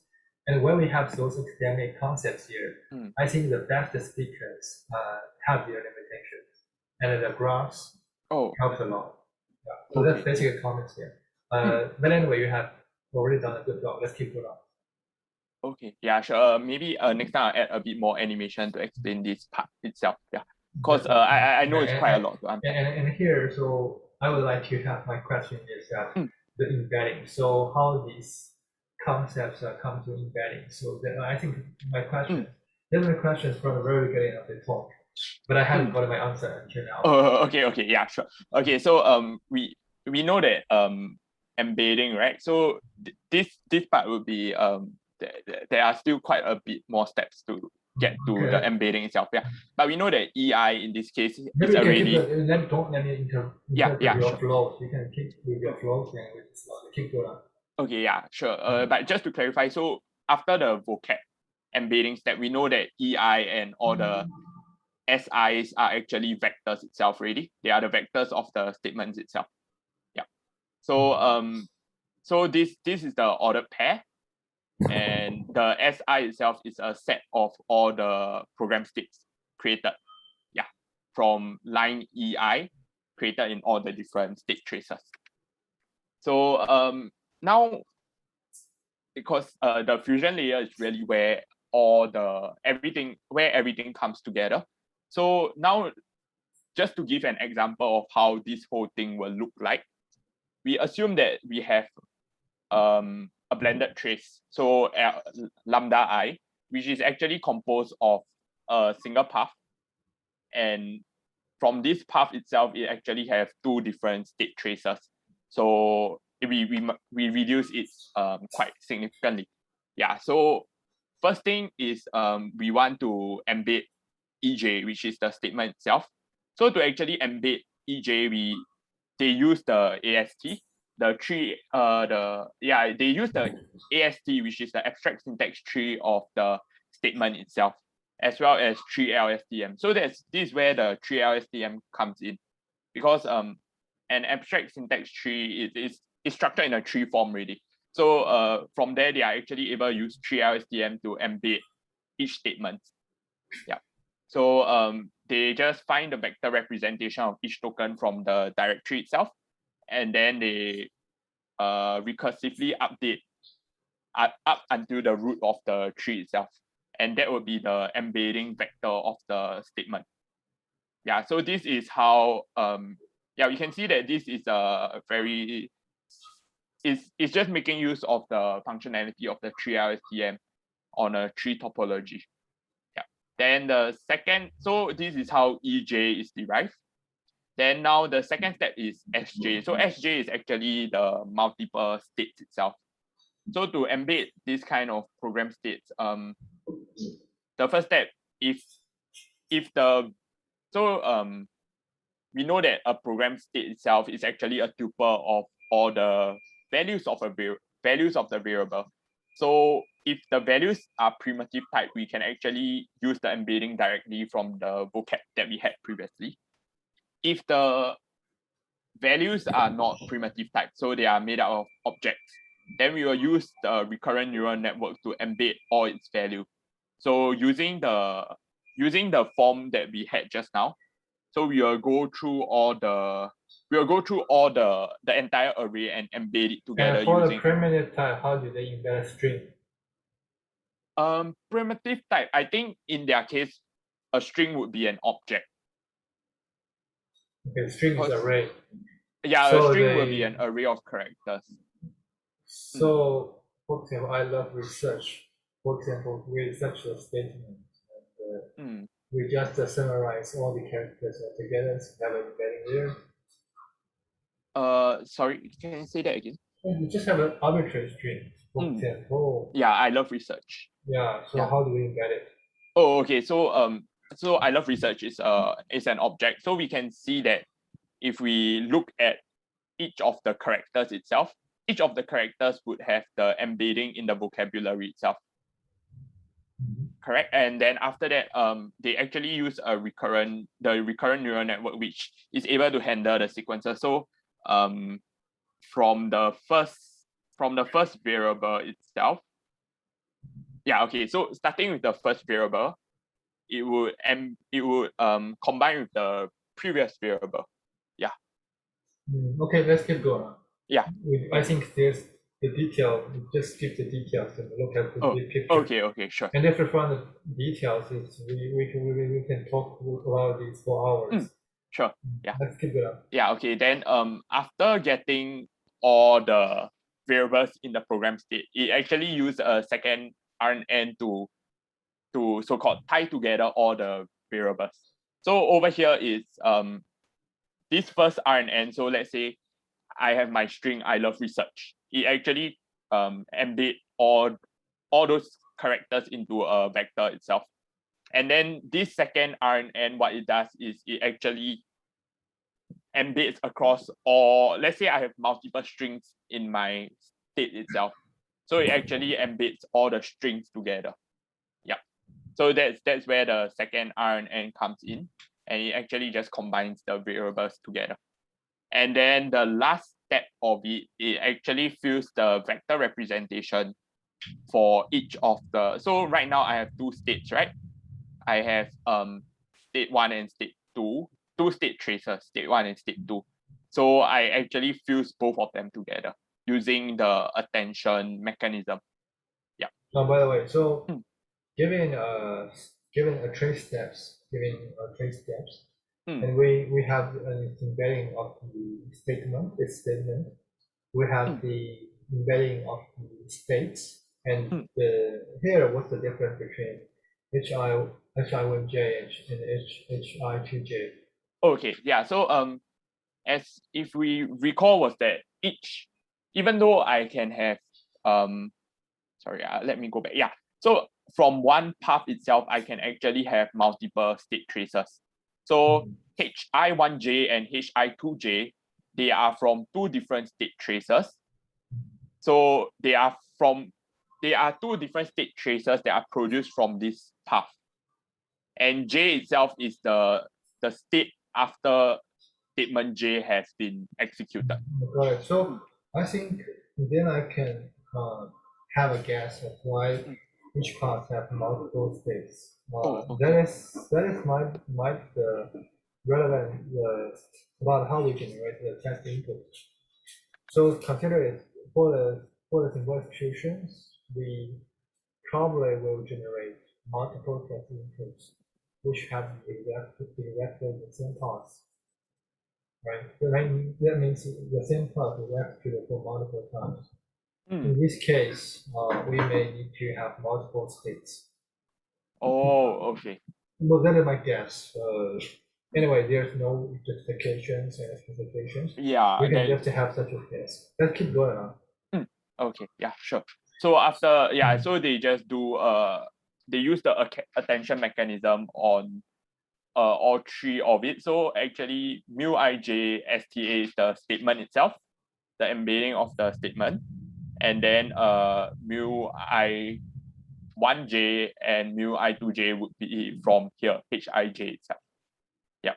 So they actually use the attention mechanism to tie them all together.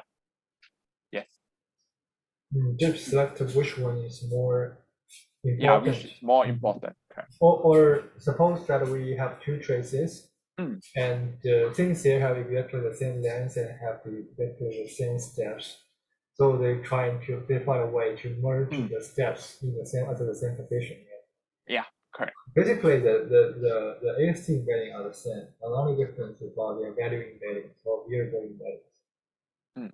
Right. Yeah, I think the basic embedding is just they are just tying everything together with the recurrent neural network. Yeah, That's okay, let's actually keep the going now. Basically, it is find a way correct. to merge and aggregate all this Yes, stuff. correct.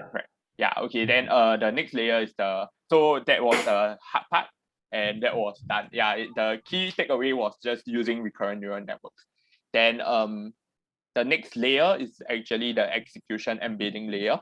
So over here they actually use a third recurrent neural network to model the flow of the trace itself. Yeah.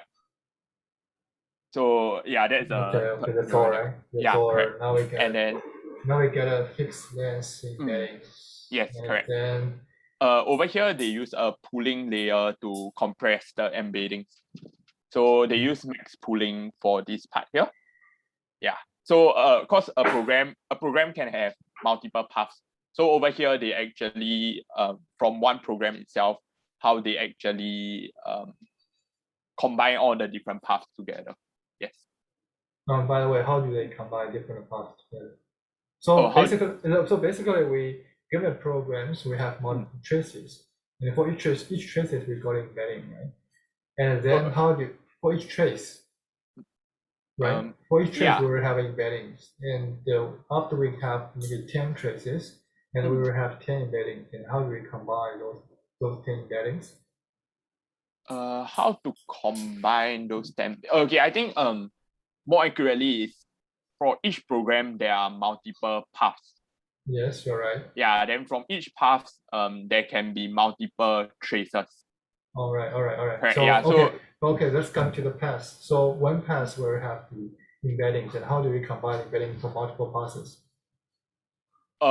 So to combine the multiple paths, they actually use max pooling across all the path embedding. All right. Okay, let's take one. Yeah. Yeah. So okay, and that's the main part of how they actually blend them all together. Yeah. Then from the decoder side, from the decoder side, they actually it's just a normal decoder which uses a lot of RNN again. Yeah, and so given the encoder output recall that for their target, their goal is actually just to predict the method name itself. So given the method body, predict the method name. So given the output, which is the program embedding and the set of embeddings for each of the traces itself, then the recurrent neural network over here would try to decode the method name. Okay, so that's just a traditional way. Yeah, traditional encoder decoder. Yeah, so it actually also incorporate some form of attention mechanism. So this part here is also technical. It's the idea is that it uses attention on the path itself. Yeah. Correct. So that is pretty much. By the way, so here I still have a question for this encoder part. Okay, and each path will have different lengths, right? Each path will have different length. Yes, that is correct. Yeah, and then how do we do the max pooling part? Okay, so each. Right, so let me write something down here. Sure. Suppose the path, given path P1, P2, just two, and path 1 will have something like this. Right? Yeah. In the past two, maybe have just like smaller. Yes. And how do we, you're saying that it's max poolings. And when we have an autoencoder decoded, and I just forgot about attention just additional one, an additional state there, and then we have the generation, the decoder part, right? And by right, in the traditional way, there's only one sequence. But now we have multiple sequences with different lengths, and how do we do the aggregation there? Hold on. Let me think about it. Yeah, So one way I try to complement my imagination is that we do the RN for each pass, right? We can do RN for each pass, so we will have single embeddings. For each pass, we will have embeddings, and then we combine both embeddings with the max pooling. That is possible, right? Because the max pooling there. Yes. But in this case, and how do we do the tension? So this is actually our representations, and they are actually the same representations. And how do we do the tension? Okay.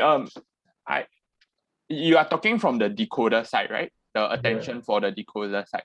Yes. So actually, in addition to just the combined parts, it actually also pass on the individual traces itself.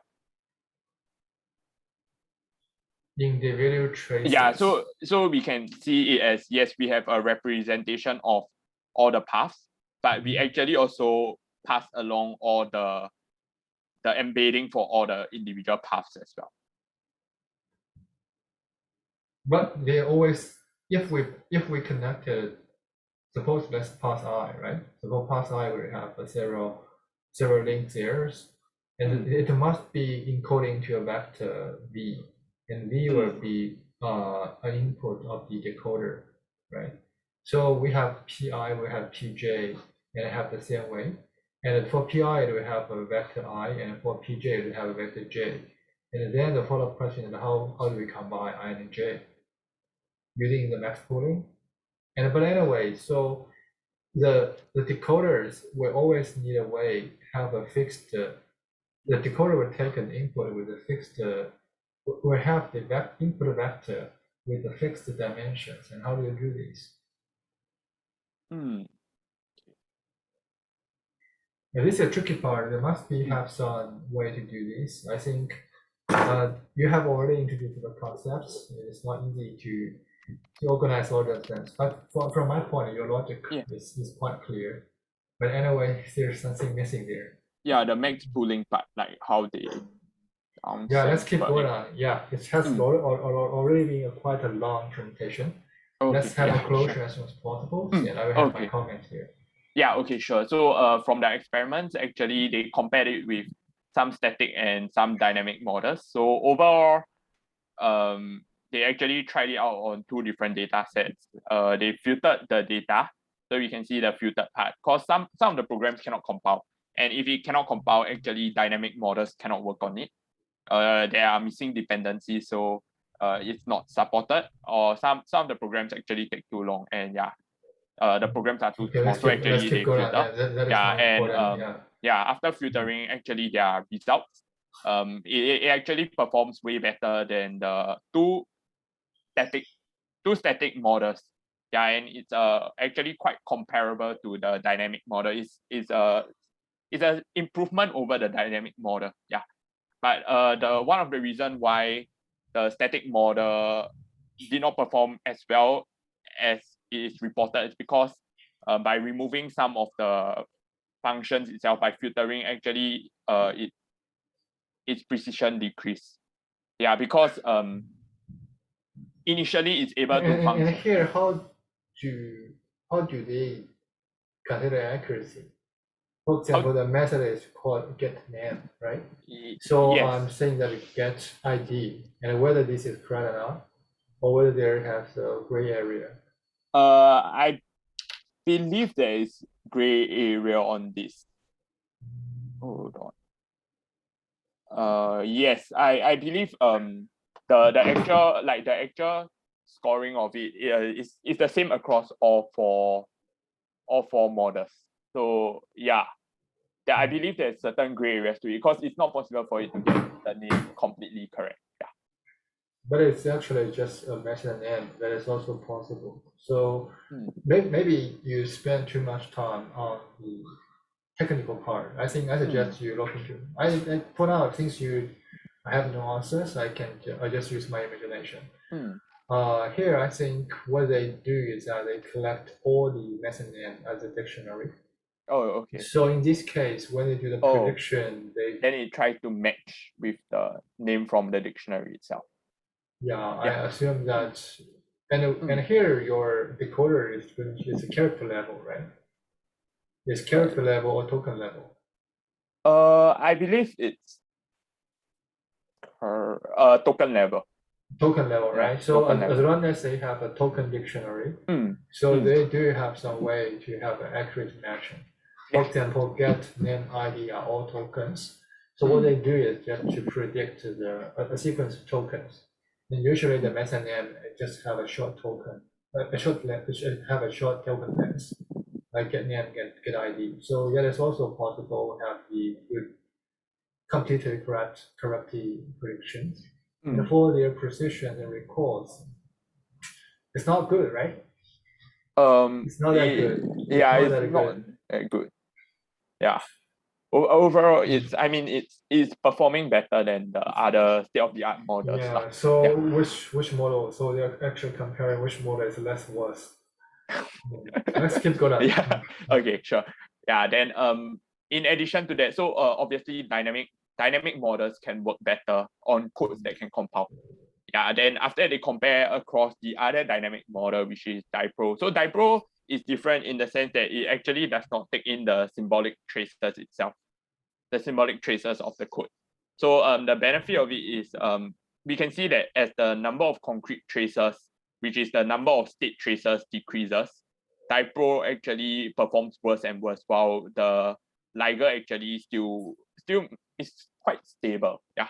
So the idea is that it's less data reliant. So even if the number of state traces are reduced, it's still able to perform quite well, significantly better than. Wait. So for the dicross, do they also generate a trace for each pass? Dipro, I believe it generates for each path, and but it does not take into account the symbolic values, the symbolic traces. So the dynamic models in general only take a look at the state traces. Yeah, but I would have to double check on Dipro itself. Okay, let's keep going. Yeah, actually that is pretty much it from this side. So the main reason why it's able to perform well or very precise is, or more precisely, because they all didn't perform very well precisely, but more precisely is because it uses the dynamic model itself. And to reduce the reliance of dynamic models on program execution, it actually take in the symbolic traces itself. Yeah. So state traces helps in the precision, while the symbolic traces help to reduce the reliances. Yeah.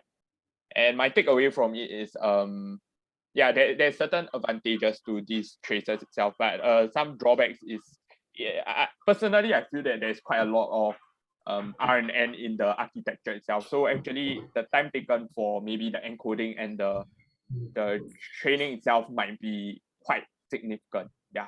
For me, those drawbacks does not matter as long as the proof is normal. I think these are the basic advantages of this paper is that this approach is novel and it is sophisticated. It combines multiple model layers and parsing, aggregating the information flows to fit into the existing state-of-the-art RN model. This work maybe 3 years ago, right? It's in 2019, published in 2019. Yeah, I believe. At that time, I think transformer has been very popular then, but the SE researchers sometimes the AI models used by SE researchers may not that advanced than the AI researchers. I think the major problem for this work is that everything there is unexplainable. So that is a major concern for me. it make an improvement and why it make an improvement. And yes, you raise an example saying that the states for salt will be the same, right? But anyway, for this experiment, different programs will have different states. And these states will have different values, and how these states and how these values can help for the prediction of method, especially method name.